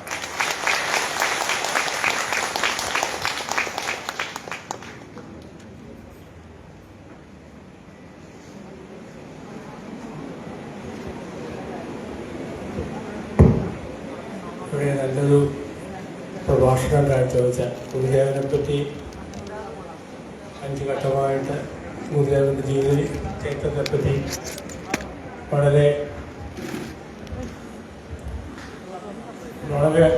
അധികാരികമായിട്ട് സംസാരിച്ച retired DGP doctor Alexander Jacob സാറിന് SNDP യോഗത്തിൻ്റെ പേരിലും SNDP തന്നത്. പിന്നെ അത് വളരെ ഉദ്ഘാടനം ചെയ്ത നമ്മുടെ സ്വാമി അമൃത ഹോസ്പിറ്റലിലെ സ്വാമിയെയും SNDP യോഗത്തിൻ്റെ പേരിൽ SNDP നന്ദി അറിയിക്കണം. നന്ദി, നമസ്കാരം.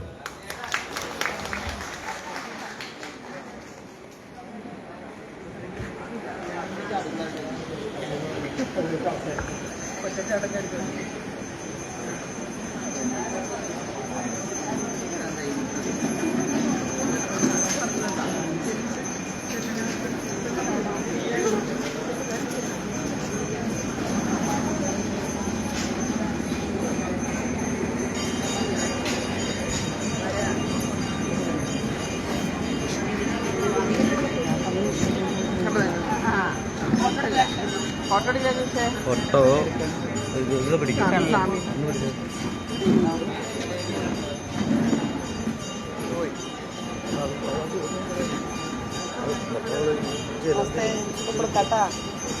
കൊച്ചിന് ഓട്ടോഗ്രാഫ് ആ കൈ കഴിഞ്ഞു ഒരു കുട്ടിക്ക് ഓട്ടോഗ്രാഫ് കൊടുത്തിരിക്കുന്നു.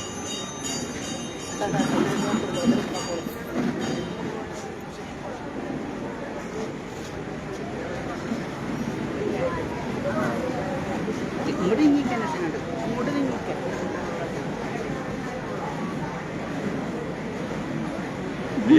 കേട്ടോ.